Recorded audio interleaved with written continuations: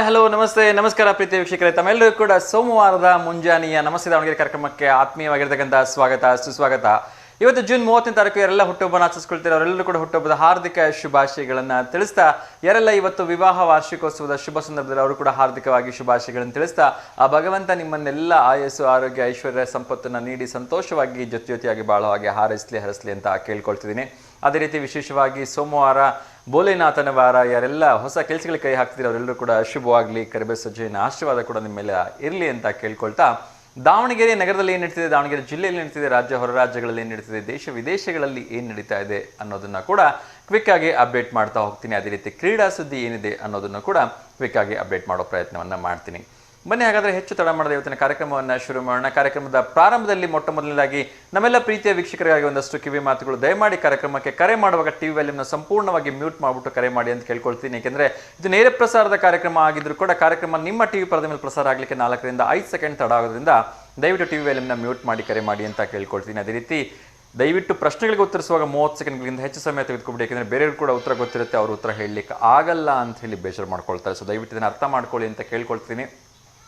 ಅದೇ ರೀತಿ ಯಾರಿಗೆಲ್ಲ ಈ ಕಾರ್ಯಕ್ರಮ ಬೆಳಗ್ಗಿನ ಒಂದು ಬ್ಯುಸಿ ಶೆಡ್ಯೂಲಲ್ಲಿ ನೋಡಲಿಕ್ಕಾಗಲ್ಲ ಅವರಿಗೋಸ್ಕರ ಈ ಕಾರ್ಯಕ್ರಮ ಸಂಪೂರ್ಣವಾಗಿ ಸಂಜೆ 6 ಗಂಟೆಯಿಂದ 7 ಗಂಟೆ ಮರುಪ್ರಸಾರ ಆಗುತ್ತೆ. ಅಲ್ಲಿ ಕೂಡ ನೀವು ಕಾರ್ಯಕ್ರಮವನ್ನು ಕೂತ್ಕೊಂಡು ಆರಾಮಾಗಿ ಕಾಫಿ ಟೀ ಸವಿತಾ, ಮಂಡಕ್ಕಿ ಒಗ್ಗರಣೆ ಮೆಣಸಿಕಾಯಿ ಸವಿತಾ ಕೂಡ ನೀವು ಕಾರ್ಯಕ್ರಮವನ್ನು ನೋಡಿ ಎಂಜಾಯ್ ಮಾಡ್ಬೋದು ಅಂತ ಕೇಳ್ಕೊಳ್ತಾ, ಅದೇ ರೀತಿ ಯಾರಿಗೆ ಬೆಳಗ್ಗೆನೂ ಸಮಯ ಆಗೋದೇ ಇಲ್ಲ, ಸಾಯಂಕಾಲನೂ ಸಮಯ ಆಗೋದೇ ಇಲ್ಲ, ಅವ್ರಿಗೋಸ್ಕರ ವಿಶೇಷವಾಗಿ ಈ ಕಾರ್ಯಕ್ರಮ ಸಂಪೂರ್ಣವಾಗಿ ನಮಸ್ತೆ ದೇವನಗರಿ ಅಂತಕ್ಕಂಥ ಯೂಟ್ಯೂಬ್ ಚಾನಲ್ ಅಪ್ಲೋಡ್ ಆಗಿರುತ್ತೆ. ಇಲ್ಲಿ ನಿಮಗೆ ಫ್ರೀ ಇರ್ತಕ್ಕಂಥ ಸಮಯದಲ್ಲಿ ನೀವು ಈ ಕಾರ್ಯಕ್ರಮವನ್ನು ನೋಡ್ಬೋದು, ಎಂಜಾಯ್ ಮಾಡ್ಬೋದು ಮತ್ತು ನಿಮ್ಮ ಅನಿಸಿಕೆ ಅಭಿಪ್ರಾಯಗಳನ್ನ ಕೂಡ ನೀವು ಇಲ್ಲಿ ಬರೆದು ತಿಳಿಸ್ಬೋದು. ಸೊ ಯಾವ ರೀತಿಯ ಕಾರ್ಯಕ್ರಮಗಳನ್ನ ನೀವು ನಿಮ್ಮ ಪ್ರೀತಿಯ V1 ವಾಹಿನಿಯಲ್ಲಿ ನೋಡೋಕ್ಕೆ ಇಷ್ಟಪಡ್ತೀರಿ ಅನ್ನೋದನ್ನು ದಯವಿಟ್ಟು ಮುಕ್ತವಾಗಿ ಬರೆದು ತಿಳಿಸಿ. ಅದೇ ರೀತಿ ನಮ್ಮ ಕಾರ್ಯಕ್ರಮದಲ್ಲಿ ಏನಾದರೂ ನೀವು ಬದಲಾವಣೆಯನ್ನು ಬಯಸಿದ್ದೆ ಆಗಿದ್ರೆ ಅಲ್ಲೂ ಕೂಡ ಮುಕ್ತವಾಗಿ ನಮಗೆ ಸಲಹೆ ಸೂಚನೆ ಸಹಕಾರಗಳನ್ನ ನೀಡಿ ಅಂತ ಹೇಳಿ ಕೇಳ್ಕೊಳ್ತಾ, ಬನ್ನಿ ಇವತ್ತಿನ ಒಂದು ಕಾರ್ಯಕ್ರಮವನ್ನು ಪ್ರಾರಂಭ ಮಾಡೋಣ. ಮೊಟ್ಟ ಮೊದಲನೇದಾಗಿ ಇವತ್ತಿನ ಕಾರ್ಯಕ್ರಮದ ಪ್ರಾರಂಭದಲ್ಲಿ ಒಂದಷ್ಟು ಮಳೆಯ ವಿಚಾರಗಳನ್ನು ಹೇಳಲೇಬೇಕು. ಮಳೆ ಅಂತಕ್ಕಂಥದ್ದು ಯಾವ ಮಟ್ಟಿನ ಅವಾಂತರವನ್ನು ಸೃಷ್ಟಿ ಮಾಡ್ತಾ ಇದೆ ಅಂತ ಹೇಳಿದ್ರೆ ಬಹುಶಃ ಅದನ್ನು ಶಬ್ದಗಳಲ್ಲಿ ವರ್ಣಿಸಲಿಕ್ಕೆ ಸಾಧ್ಯವಿಲ್ಲ. ಹಾಗಂತ ನಾವು ಮಳೆಯನ್ನು ಯಾವುದೇ ಕಾರಣಕ್ಕೂ ದೂಷಿಸೋಕ್ಕೂ ಆಗೋಲ್ಲ. ಏಕೆಂದರೆ 3 ತಿಂಗಳ ಕಾಲ, 3 ರಿಂದ ಹೆಚ್ಚು ಕಡಿಮೆ 4-5 ತಿಂಗಳು ಅಂತ ಅಂದ್ಕೊಂಡ್ರೂ ತೊಂದರೆ ಇಲ್ಲ. ಏಕೆಂದರೆ ಕೆಲವೊಂದು ಕಡೆಯಲ್ಲಂತೂ ಏಪ್ರಿಲ್ಗೆ ಶುರುವಾಗಿರ್ತಕ್ಕಂಥ ಮಳೆ ಹೆಚ್ಚು ಕಡಿಮೆ ಡಿಸೆಂಬರ್ವರೆಗೂ ಬರ್ತಾನೆ ಇರುತ್ತೆ. ಸೊ ಹಾಗಾಗಿ ಈ ಒಂದು ಮಳೆಯ ಕಾಲದಲ್ಲಿ ಎಚ್ಚರಿಕೆಯಿಂದ ನಾವುಗಳು ಇರಬೇಕಾಗಿರ್ತಕ್ಕಂಥದ್ದು ನಮ್ಮ ಕರ್ತವ್ಯ. ಅದಕ್ಕೆ ಬೇಕಾಗಿರ್ತಕ್ಕಂಥ ಪ್ರಿಕಾಷನ್ಸ್ ತೆಗೆದುಕೋಬೇಕಾಗಿರ್ತಕ್ಕಂಥದ್ದು ನಮ್ಮ ಕರ್ತವ್ಯ. ಅದನ್ನು ಬಿಟ್ಟು ನಾವು ಮಳೆ ಬಂತು ಅಂತ ಮಳೆ ಮೇಲೇ ಕಂಪ್ಲೇಂಟ್ ಮಾಡೋದು ಸರಿಯಲ್ಲ. ಸೊ ಹಾಗಾಗಿ ಎಲ್ಲರೂ ಕೂಡ ಮಳೆಗೆ ಅಗತ್ಯ ಇರತಕ್ಕಂಥ ಪ್ರಿಕಾಷನ್ಸನ್ನು ತೆಗೆದುಕೊಂಡ್ರೆ ಹೆಚ್ಚಿನ ಅನಾಹುತ ತಪ್ಪತ್ತೆ ಅಂತ ಅನ್ಸುತ್ತೆ. ತುತ್ತೂರುಗಳನ್ನೆಲ್ಲ ತೆಗೆದಿದ್ದೇ ಆದರೆ ನೀರು ತನ್ಪಾಡಿಗೆ ತಾನು ಮಳೆ ಬಿದ್ದಾಗ ಸರಾಗವಾಗಿ ಹರ್ಕೊಂಡು ಹೋಗುತ್ತೆ. ಆ ನಿಟ್ಟಿನಲ್ಲಿ ಎಲ್ಲರೂ ಕೂಡ ಜವಾಬ್ದಾರಿಯುತವಾಗಿ ನಡ್ಕೊಳ್ಳಿ ಅಂತ ಕೇಳ್ಕೊಳ್ತಾ ಇವತ್ತಿನ ಒಂದು ಕಾರ್ಯಕ್ರಮವನ್ನು ಶುರು ಮಾಡೋಣ. ಸೊ ನಾನು ಮೊನ್ನೆನೂ ಕೂಡ ಹೇಳಿದೆ, ನಾನು ವಿಶೇಷವಾಗಿ ಮಹಾಭಾರತದ ಕಡೆ ಒಂದಷ್ಟು ಕಾನ್ಸಂಟ್ರೇಟ್ ಮಾಡ್ತಾ ಇದ್ದೆ. ಮಹಾಭಾರತದ ಇರ್ತಕ್ಕಂಥ 17 ಅಧ್ಯಾಯಗಳಲ್ಲಿ ಒಂದಷ್ಟು ಅಧ್ಯಾಯಗಳ ಒಂದು ಸಂಕ್ಷಿಪ್ತ ಚಿತ್ರಣವನ್ನು ನಿಮ್ಮ ಮುಂದೆ ಇಡೋ ಒಂದು ಪ್ರಯತ್ನವನ್ನು ಮಾಡ್ತೀನಿ. ಅದು ಕೇವಲ ಒಂದೊಂದೇ ಸಾಲಿನಲ್ಲಿ ಅಂತಲೂ ಕೂಡ ಹೇಳಿದ್ದೆ. ಏಕೆಂದರೆ ತುಂಬ ಜನರಿಗೆ ಎಲ್ಲವನ್ನ ಓದಲಿಕ್ಕಾಗೋದಿಲ್ಲ. ನಮ್ಮ ಈ ಒಂದು ಭಗವದ್ಗೀತೆಯ 17 ಅಧ್ಯಾಯಗಳಲ್ಲಿ ಏನು ಬರುತ್ತೆ ಆ ಅಧ್ಯಾಯಗಳ ಒಂದು ಸಾರಾಂಶವನ್ನು ಒಂದೊಂದೇ ಸಾಲಿನಲ್ಲಿ ಹೇಳ್ತಾ ಅದರ ಒಂದು ವಿವರಣೆಯನ್ನು ನೀಡೋದಕ್ಕೆ ಪ್ರಯತ್ನವನ್ನು ಮಾಡ್ತಾ ಇದ್ದೀನಿ. ಸೊ ಭಗವದ್ಗೀತೆ ಅಂತಕ್ಕಂಥದ್ದು ನಿಮ್ಮೆಲ್ಲರ ಬಾಳಿನಲ್ಲಿ ಅತ್ಯಂತ ಪವಿತ್ರವಾಗಿರ್ತಕ್ಕಂಥ ಗ್ರಂಥ. ಆ ಒಂದು ಪವಿತ್ರವಾಗಿರ್ತಕ್ಕಂಥ ಗ್ರಂಥದಲ್ಲಿ ಸಾಕಷ್ಟನ್ನ ಹೇಳಲಾಗಿದೆ. ಆದರೆ ಅದೆಲ್ಲವನ್ನು ಓದಿ ಅರ್ಥ ಮಾಡ್ಕೊಂಡು ತಿಳ್ಕೊಳ್ಳಿಕ್ಕೆ ಯಾರಿಗೂ ಸಮಯ ಅವಕಾಶ ಇಲ್ಲದಿರೋದ್ರಿಂದ ಈ ಒಂದು ಭಗವದ್ಗೀತೆಯ 17 ಅಧ್ಯಾಯಗಳು ಏನನ್ನು ಹೇಳುತ್ತೆ ಅನ್ನೋದನ್ನು ಸೂಚ್ಯವಾಗಿ ಒಂದೇ ಸಾಲುಗಳಲ್ಲಿ ನನಗೆ ಬಂದಿರತಕ್ಕಂಥ ಒಂದು ಇನ್ಫಾರ್ಮೇಷನ್ ಪ್ರಕಾರ ಹೇಳೋದಕ್ಕೆ ಪ್ರಯತ್ನವನ್ನು ಮಾಡ್ತೇನೆ. ಮೊದಲನೇ ಅಧ್ಯಾಯ ಹೇಳುತ್ತೆ, ಬದುಕಿನ ಎಲ್ಲ ಆಲೋಚನೆಗಳಿಗೆ ಅಥವಾ ಎಲ್ಲ ಸಮಸ್ಯೆಗಳಿಗೆ ನಮ್ಮ ಆಲೋಚನೆಗಳೇ ಮೂಲ ಕಾರಣ ಅಂಥೇಳಿ. ಇನ್ನೊಮ್ಮೆ ಹೇಳ್ತಾ ಇದ್ದೀನಿ, ಬದುಕಿನ ಎಲ್ಲ ಸಮಸ್ಯೆಗಳಿಗೆ ನಮ್ಮ ಆಲೋಚನೆಗಳೇ ಮೂಲ ಕಾರಣ ಅಂಥೇಳಿ. ಎಷ್ಟೊಂದು ಅದ್ಭುತವಾಗಿರ್ತಕ್ಕಂಥ ಒಂದು ಸಾಲಲ್ವಾ? ಬದುಕಿನ ಎಲ್ಲ ಸಮಸ್ಯೆಗಳಿಗೆ ಅಂದರೆ ಇವತ್ತಿನ ಜೀವನದಲ್ಲಿ ನಾವೆಲ್ಲ ಏನು ಫೇಸ್ ಮಾಡ್ತಾ ಇದ್ದೀವಿ ಅವೆಲ್ಲ ಪ್ರಾಬ್ಲಮ್ಸ್ಗಳಿಗೆ ನಮ್ಮ ಆಲೋಚನೆಗಳೇ ಮೂಲ ಕಾರಣ. ಅದನ್ನು ನಾವು ಯಾವ ರೀತಿ ತಗೊಳ್ತೀವಿ, ಹೇಗೆ ಅದಕ್ಕೆ ರಿಯಾಕ್ಟ್ ಮಾಡ್ತೀವಿ ಅನ್ನೋದು ಕೂಡ ಒಂದು ರೀಸನ್ ಆಗತ್ತೆ. ಸೊ ಈ ಸಮಸ್ಯೆಗಳಿಗೆ ಅಂದರೆ ನಾವು ಯಾವುದನ್ನೇ ಆಗಲಿ ಒಂದು ಪಾಸಿಟಿವ್ ದೃಷ್ಟಿಕೋನ ಇಟ್ಕೊಂಡು ನೋಡಿದಾಗ, ಅದರ ಬಗ್ಗೆ ಒಂದು ಗುಣಾತ್ಮಕವಾಗಿರ್ತಕ್ಕಂಥ ನಾವೊಂದು ಅಟಿಟ್ಯೂಡ್ನ ಇಟ್ಕೊಂಡಿದ್ದಾಗ ಖಂಡಿತ ಎಲ್ಲದೂ ಕೂಡ ನಮಗೆ ಪಾಸಿಟಿವ್ ಆಗಿ ಕಾಣಿಸುತ್ತೆ. ಏಕೆಂದರೆ ಒಂದು ಸಣ್ಣ ಗ್ಲಾಸ್ನಲ್ಲಿ ಇಟ್ಟಿರ್ತಕ್ಕಂಥ ನೀರಲ್ಲಿ ಅಲ್ಲಿ ಕೆಲವೊಬ್ಬರಿಗೆ ಅದು ಅರ್ಧ ಗ್ಲಾಸ್ ಅಂತ ಕಾಣಿಸಿದ್ರೆ ಕೆಲವೊಬ್ಬರಿಗೆ ಆ ಗ್ಲಾಸಲ್ಲಿ ನೀರಿದೆ ಅಂತ ಒಂದು ಭಾವನೆ ಬರುತ್ತೆ. ಹಾಗಾಗಿ ನಾವು ಯಾವುದನ್ನು ಹೇಗೆ ನೋಡ್ತೀವಿ ಅಂತಕ್ಕಂಥದ್ರ ಮೇಲೆ ನಮ್ಮ ಸಮಸ್ಯೆಗಳು ನಿರ್ಧಾರ ಆಗಿರುತ್ತೆ. ಕೆಲವೊಬ್ಬರು ಯಾವಾಗಲೂ ಹೇಳ್ತಾ ಇರ್ತಾರೆ ದೂರದ ಬೆಟ್ಟ ನನಗೆ ಅಂಥೇಳಿ. ಸೊ ನಾವು ನಡ್ಕೊಂಡು ಹೋದರೆ ತಾನೇ ಆ ದೂರ ಇರ್ತಕ್ಕಂಥ ಬೆಟ್ಟ ನಮ್ಮ ಕಾಲು ಕೆಳಗೆ ನಿಲ್ಲೋದಕ್ಕೆ ಸಾಧ್ಯ. ಹಾಗಾಗಿ ಯಾವುದೇ ಒಂದು ಸಮಸ್ಯೆನ ನಾವು ಹೇಗೆ ನೋಡ್ತೀವಿ ಅನ್ನೋದ್ರ ಮೇಲೇ ಅದು ಸಮಸ್ಯೆ ಹೌದಾ ಅಲ್ವಾ ಅಂತಕ್ಕಂಥದ್ದು ನಿರ್ಧಾರ ಆಗಿರುತ್ತೆ. ಇದು ಮೊದಲನೇ ಅಧ್ಯಾಯದ ಒಂದು ಸಾರಾಂಶ ಆಗಿತ್ತು. ಅಧ್ಯಾಯ 1 ಏನು ಹೇಳುತ್ತೆ ಅಂದರೆ ಬದುಕಿನ ಎಲ್ಲ ಸಮಸ್ಯೆಗಳಿಗೆ ನಮ್ಮ ಆಲೋಚನೆಗಳೇ ಮೂಲ ಕಾರಣ ಅಂಥೇಳಿ. ಅದೇ ರೀತಿ 2ನೇ ಅಧ್ಯಾಯ ಏನು ಹೇಳುತ್ತೆ ಅಂತ ಹೇಳಿ ನೋಡೋಣ. ಭಗವದ್ಗೀತೆಯ ಅಧ್ಯಾಯ 2 ಏನು ಹೇಳುತ್ತೆ ಅಂದರೆ ಸರಿಯಾದ ಜ್ಞಾನವೇ ಬದುಕಿನ ಎಲ್ಲ ಸಮಸ್ಯೆಗಳಿಗೆ ಅತ್ಯುತ್ತಮ ಪರಿಹಾರ ಅಂತ ಹೇಳುತ್ತೆ. ಯಾಕೆಂದರೆ ನಾವು ಕೆಲವೊಬ್ಬರು ಏನು ಮಾಡ್ತೀವಿ, 3ರಷ್ಟು ತಿಳ್ಕೊಂಡು 6ರಷ್ಟು ಮಾತಾಡೋಕ್ಕೆ ಹೋಗ್ತೀವಿ. ಆವಾಗ ಸಮಸ್ಯೆಗಳು ತಂತಾನೆ ಬೇಡ ಅಂದರೂ ಕೂಡ ಉದ್ಭವ ಆಗ್ಬಿಡ್ತವೆ. ಹಾಗಾಗಿ ಸಮಸ್ಯೆಗಳಿಗೆ ನಾವು ಮೌನವಾಗಿದ್ದಷ್ಟು ತುಂಬ ಸೂಕ್ತ. ಅಥವಾ ಸರಿಯಾದ ಜ್ಞಾನವನ್ನು ಇಟ್ಕೊಂಡು ಬದುಕಿನ ಎಲ್ಲ ಸಮಸ್ಯೆಗಳಿಗೆ ಪರಿಹಾರವನ್ನು ಹುಡುಕ್ತಕ್ಕಂಥದ್ದು ತುಂಬ ಒಳ್ಳೆಯದು ಅಂಥೇಳಿ ಈ 2ನೇ ಅಧ್ಯಾಯ ಹೇಳುತ್ತೆ. ನಾವು ಜೀವನದಲ್ಲಿ ಪರಿಪಕ್ವವಾಗದೆ ಯಾವುದೇ ರೀತಿಯ ದುಡುಕಿನ ನಿರ್ಧಾರವನ್ನು ತೆಗೆದುಕೊಳ್ಳಬಾರದು ಅಂಥೇಳಿ ಭಗವದ್ಗೀತೆ 2ನೇ ಅಧ್ಯಾಯ ನಮಗೆ ಸೂಚ್ಯವಾಗಿ ತಿಳಿಸುತ್ತೆ. ಅದೇ ರೀತಿ ಅಧ್ಯಾಯ 3 ಏನು ಹೇಳುತ್ತೆ ಅಂತ ನೋಡೋಣ. ನಿಸ್ವಾರ್ಥದಿಂದ ಮಾಡುವ ಯಾವ ಕೆಲಸವೂ ನಿನ್ನನ್ನು ನೋಯಿಸದು ಅಂಥೇಳಿ. ಸೊ ಬಹುಶಃ ನಿಮ್ಮ ಎಲ್ಲರ ಜೀವನದಲ್ಲಿ ಅತ್ಯಂತ ಸುಂದರವಾಗಿರ್ತಕ್ಕಂಥ ಸಾಲು ಇದು ಅಂತ ಹೇಳಿದ್ರೆ ತಪ್ಪಾಗಲಿಕ್ಕಿಲ್ಲ. ನಾವು ನಿಸ್ವಾರ್ಥವಾಗಿ ಏನೇ ಕೆಲಸ ಮಾಡಲಿ, ಪ್ರಕೃತಿಗೋಸ್ಕರ ಒಂದು ಗಿಡ ನೆಟ್ಟಿದ್ದೇ ಆಗಿರ್ಬೋದು, ಹಸ್ತಿರ್ತಕ್ಕಂಥ ಯಾವುದೋ ಒಂದು ಬಡ ಜೀವಿಗೆ ಒಂದು ತುತ್ತು ಆಹಾರವನ್ನು ನೀಡಿದ್ದೇ ಆಗಿರ್ಬೋದು, ಅಥವಾ ನಾವು ಪ್ರಕೃತಿಯ ದೃಷ್ಟಿಯಿಂದ ಏನೇ ಒಂದು ಒಳ್ಳೆಯ ಕೆಲಸವನ್ನು ಮಾಡಿದ್ದೆ ಆದರೆ ನಿಸ್ವಾರ್ಥದಿಂದ ಮಾಡಿರ್ತಕ್ಕಂಥ ಯಾವ ಕೆಲಸವು ನಮ್ಮನ್ನು ನೋಯಿಸೋದು ಅನ್ನೋದಕ್ಕೆ ಇದೊಂದು ಸುಂದರವಾಗಿರ್ತಕ್ಕಂಥ ಉದಾಹರಣೆ.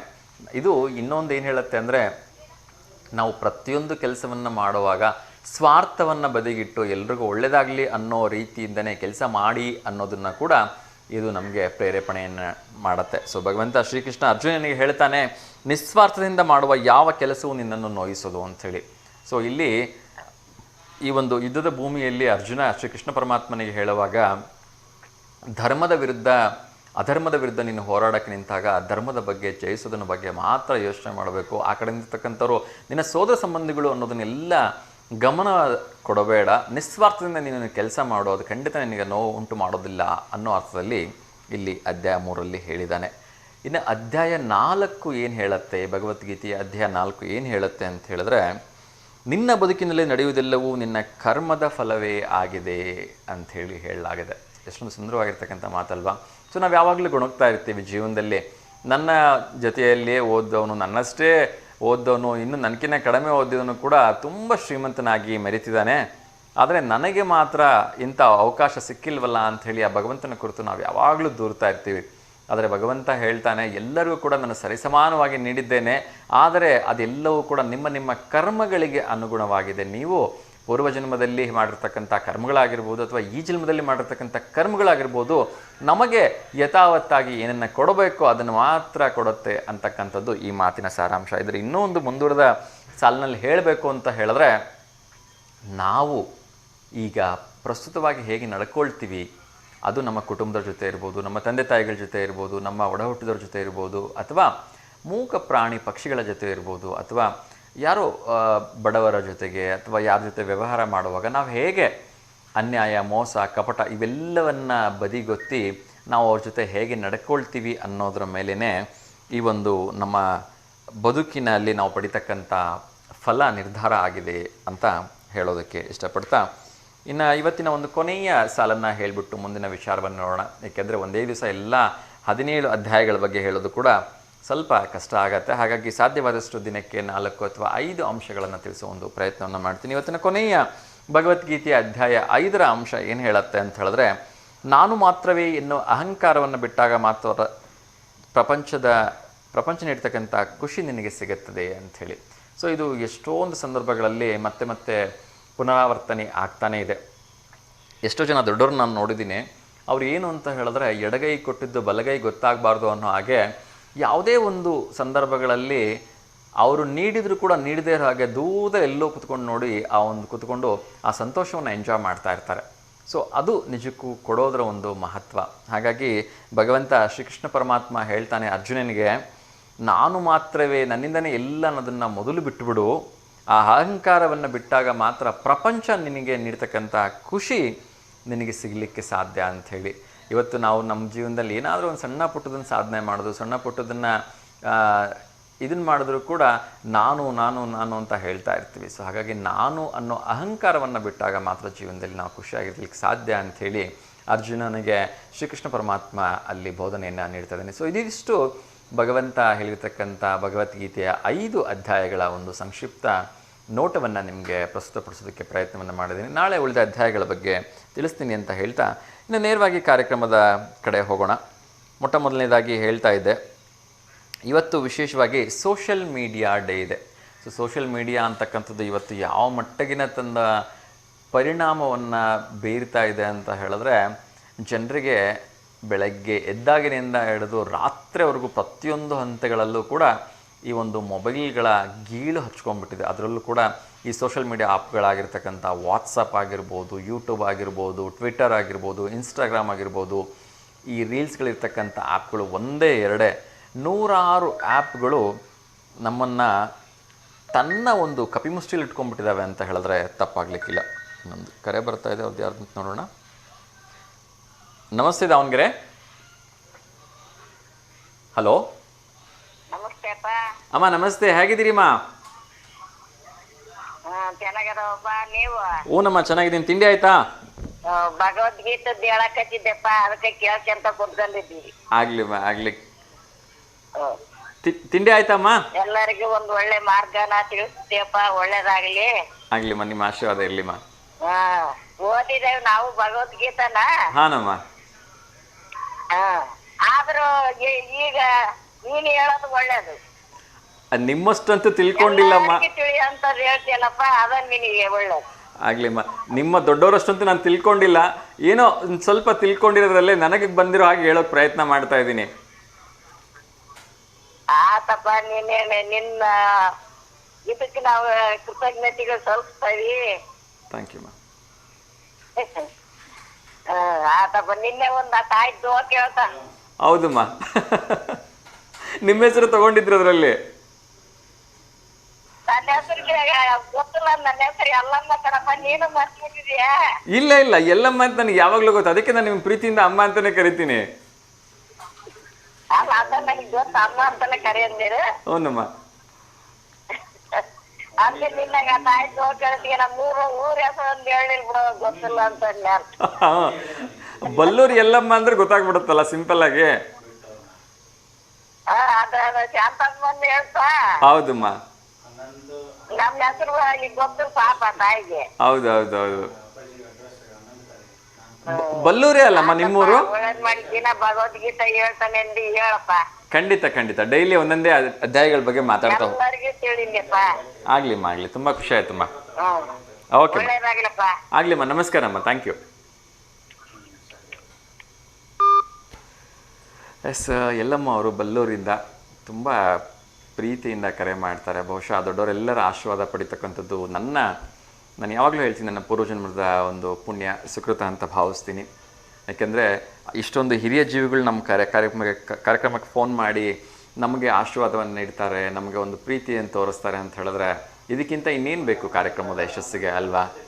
ಸೊ ಆ ಒಂದು ಪ್ರೀತಿಯನ್ನು ನಾನು ಸದಾ ನನ್ನ ಒಂದು ಹೃದಯದಲ್ಲಿ ಇಟ್ಕೊಂಡಿರ್ತೀನಿ. ಅವರೆಲ್ಲರಿಗೂ ಇನ್ನೂ ಎಷ್ಟು ಇಷ್ಟ ಆಗೋ ಹಾಗೆ ಕಾರ್ಯಕ್ರಮಗಳನ್ನ ನೀಡೋದಕ್ಕೆ ಪ್ರಯತ್ನವನ್ನು ಮಾಡ್ತೀನಿ ಅಂತ ಹೇಳ್ತಾ ಇವತ್ತು ಹೇಳ್ತಾ ಇದ್ದೆ social media day. So social media ಅಂತಕ್ಕಂಥದ್ದು ತನ್ನ ಒಂದು ಕದಂಬ ಬಾಹುಗಳನ್ನು ಯಾವ ರೀತಿ ಚಾಚಿಸ್ತಾ ಇದೆ ಅಂತ ಹೇಳಿದ್ರೆ, ಈಗ ಇನ್ನೂ ಕಂಡುಬಿಡ್ತಾ ಇರ್ತಕ್ಕಂಥ ಮಕ್ಕಳಿಗೂ ಕೂಡ ಈ ಒಂದು ಮೊಬೈಲ್ನ ಗೀಳು ಹಚ್ಕೊಂಡ್ಬಿಟ್ಟಿದೆ. ಯಾವ ಮಟ್ಟಕ್ಕೆ ಅಂತ ಹೇಳಿದ್ರೆ, ಆ ಮಕ್ಕಳು ಊಟ ಮಾಡಬೇಕು ಅಂದರೆ ಎದುರುಗಡೆ ಯೂಟ್ಯೂಬಲ್ಲಿ ಏನೋ ಒಂದು ಪ್ಲೇ ಆಗ್ತಾ ಇರಬೇಕು, ಇಲ್ಲಾಂದರೆ ಇನ್ಸ್ಟಾಗ್ರಾಮಲ್ಲೂ ರೀಲ್ಸು ಯಾವುದೋ ಒಂದು ಓಡ್ತಾ ಇರಬೇಕು, ಅವ್ರ ಮಕ್ಕಳಿಗೆ ಊಟ ಹೋಗ್ತಾ ಇರಬೇಕು, ಹಾಗಿದೆ. ಸೊ ಇನ್ನೊಂದು ಕರೆ ಬರ್ತಿದೆ, ಅವ್ರ ಜೊತೆ ಮಾತಾಡೋಣ. ನಮಸ್ತೆ ದಾವಣಗೆರೆ.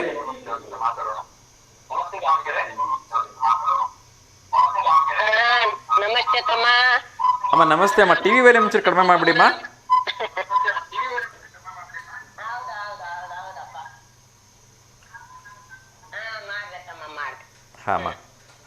ಆತಪ್ಪ, ನಾವಿಬ್ರು ಒಂದೇ ಊರರ, ಎಲ್ಲಮ್ಮ ನಾನು. ಗೊತ್ತಮ್ಮ ಗೊತ್ತಮ್ಮ ಹೇಳಿದ್ರು. ಒಂದೇ ಊರಲ್ಲ ಒಂದೇ ಮನೆಯವ್ರಾಗ ಗೆದ್ದು ಯಾವಾಗೂ ಹೌನಮ್ಮ. ಆ ಜಾತಿ ನೀತಿಯನ್ನ ನಾವು ಯಾವಾಗೂ ನೋಡೋದಿಲ್ಲ. ಹೌನಮ್ಮ, ತುಂಬಾ ಒಳ್ಳೇದು. ಆಮೇಲೆ ಇನ್ನೊಂದಪ್ಪ, ಈ ಗಂಧದ ಗಿಡ 101 ಗಂಧದ ಗಿಡ ತಂದ ನನ್ ಮಗ ಈಗ ಸಾಕ್ಬೇಕಂತೀನಿ 2 ವರ್ಷ ನಾನು. ಓ ಸೂಪರ್ ಅಮ್ಮ. ಹಾ 101 ಅಬ್ಬಬ್ಬಬ್ಬ ಆಗ್ಲಿ. ಯಾತರ ನಿಮ್ಗೆ ಒಂದ್ ಸ್ವಲ್ಪ ಅದು ಯಾತರ ಮಾಡಕ್ ಅನ್ನೋದು ಗೊತ್ತು ಹೇಳ್ರಿ. ಖಂಡಿತ ಖಂಡಿತಮ್ಮ, ನಿಮ್ಗೆ ಇನ್ನೊಂದ್ 2 ದಿವಸದಲ್ಲಿ ನಾನು ಹೇಳ್ತೀನಿ. ಹಾ ನನಗೆ ಹೇಳ್ಬೇಕಪ್ಪ. ಖಂಡಿತ ಹೇಳ್ತೀನಿಮ್ಮ. ಅವಕ್ಕೆ ಏನೇನ್ ಹಾಕ್ಬೇಕು, ಹೆಂಗ್ ಮಾಡ್ಬೇಕು. ಆಯ್ತಮ್ಮ, ಆಯ್ತು, ಖಂಡಿತ ನಾನು ತಿಳ್ಕೊಂಡು ಹೇಳ್ತೀನಿ. ನಾನು ಅದಕ್ಕೆ ಸಂಬಂಧಪಟ್ಟ ಇಲಾಖೆಯಿಂದ ತಿಳ್ಕೊಳಕ್ ಪ್ರಯತ್ನ ಮಾಡ್ತೀನಿಮ್ಮ. ಏಕೆಂದರೆ ಗಂಧದ ಗಿಡ ಆಗಿರೋದ್ರಿಂದ ತುಂಬ ವ್ಯಾಲ್ಯೂಯಬಲ್ಲು, ತುಂಬ ಅದನ್ನು ಮಕ್ಕಳ ಥರ ನೋಡ್ಕೋಬೇಕು ಅಂತಲೂ ಕೂಡ ಹೇಳ್ತಾರೆ. ಅದು ಒಮ್ಮೆ ಒಂದ್ಸರಿ ಚಿಗುರ್ಕೊಂಡ್ಬಿಟ್ರೆ ತಂತಾನೆ ಅದು ಬೆಳ್ಕೊಂಡು ಹೋಗ್ಬಿಡತ್ತಂತೆ. ಆಯ್ತಪ್ಪ, ಅದ್ರ ಬಗ್ಗೆ ನಾನು ಇನ್ನಷ್ಟು ತಿಳ್ಕೊಂಡು ನಿಮ್ಗೆ ತಿಳಿಸೋ ಪ್ರಯತ್ನವನ್ನು ಮಾಡ್ತೀನಿಮ್ಮ. ತಿಳಿಸ್ಬೇಕಪ್ಪ, ಅದೇ ಇಷ್ಟ ನನಗೆ. ನನ್ನ ಗಿಡದ ಮಾಹಿತಿ ಒಂದು ತಿಳಿಸ್ಬಿಡು. ಖಂಡಿತ ಖಂಡಿತ ತಿಳಿಸ್ತೀನಿಮ್ಮ. ತುಂಬ ಖುಷಿ ಆಯಿತು. ನಿಮಗೆ ಕಡೆಯಿಂದ ಗಂಧದ ಗಿಡಗಳು ಚೆನ್ನಾಗಿ ಬೆಳೀಲಿ ಅಮ್ಮ. ಹ್ಞೂನಪ್ಪ, ಆಗ್ಲಿಮ್ಮ. ತುಂಬ ಖುಷಿ ಆಯ್ತಮ್ಮ. ನಮಸ್ಕಾರಮ್ಮ. ನಮಸ್ತೆ. ನಮಸ್ತೆ ತಮ್ಮ. ನಮಸ್ತೆ ಅಮ್ಮ. Thank you. ಆಯ್ತು. ಇನ್ನೊಬ್ಬರು ಹಿರಿಯ ಜೀವಿ ಶಾಂತಮ್ಮ ಬಳ್ಳೂರು. ಸೊ ಇವ್ರ ಕಡೆಯಿಂದ ಕಾಲ್ಗಳು ಬರುತ್ತೆ ಅಂದರೆ ನಂಗೆ ತುಂಬ ಖುಷಿ ಆಗುತ್ತೆ. ಆ ಎಲ್ಲ ಹಿರಿಯ ಜೀವಿಗಳಿಗೆ ನನ್ನ ಶಿರಸಾಷ್ಟಾಂಗ ನಮಸ್ಕಾರಗಳನ್ನ ಹೇಳ್ತಾ ನಾನು ಸೋಷಿಯಲ್ ಮೀಡಿಯಾ ಬಗ್ಗೆ ಮಾತಾಡ್ತಾ ಇದ್ದೆ. ಸೋಷಿಯಲ್ ಮೀಡಿಯಾ ಅಂತೂ ಹೇಳೋದೇ ಬೇಡ. ಈ ಮಕ್ಕಳು, ಚಿಕ್ಕ ಮಕ್ಕಳು ಊಟ ಮಾಡಲ್ಲ ಅಂದ ತಕ್ಷಣ ನಮ್ಮ ತಾಯಂದ್ರಿಗೆ ಮೊದಲು ಕಾಣಿಸ್ತಕ್ಕಂಥದ್ದೇ ಮೊಬೈಲು. ಸೊ ಮೊದಲೆಲ್ಲ ಈ ಮೊಬೈಲ್ಸ್ ಇದನ್ನೇ ಇರಲಿಲ್ಲ.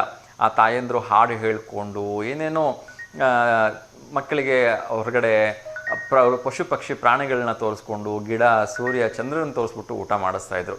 ಆದರೆ ಇವಾಗ ಯಾವ ತಾಯಿಯಂದ್ರಿಗೂ ಅಷ್ಟೊಂದು ಪೇಷನ್ಸ್ ಇಲ್ಲದೆ ಇರೋದ್ರಿಂದ ಎಲ್ಲರೂ ಸಿಂಪಲಾಗಿ ಈಸಿಯಾಗಿ ಕೈ ಸಿಗ್ತಕ್ಕಂಥ ಮೊಬೈಲ್ ಕೈ ಹಾಕ್ತಿದ್ದಾರೆ. ಸೊ ಇನ್ನೊಂದು ಕರೆ ಬರ್ತಿದೆ, ಅವ್ರ ಜೊತೆ ಮಾತಾಡೋಣ.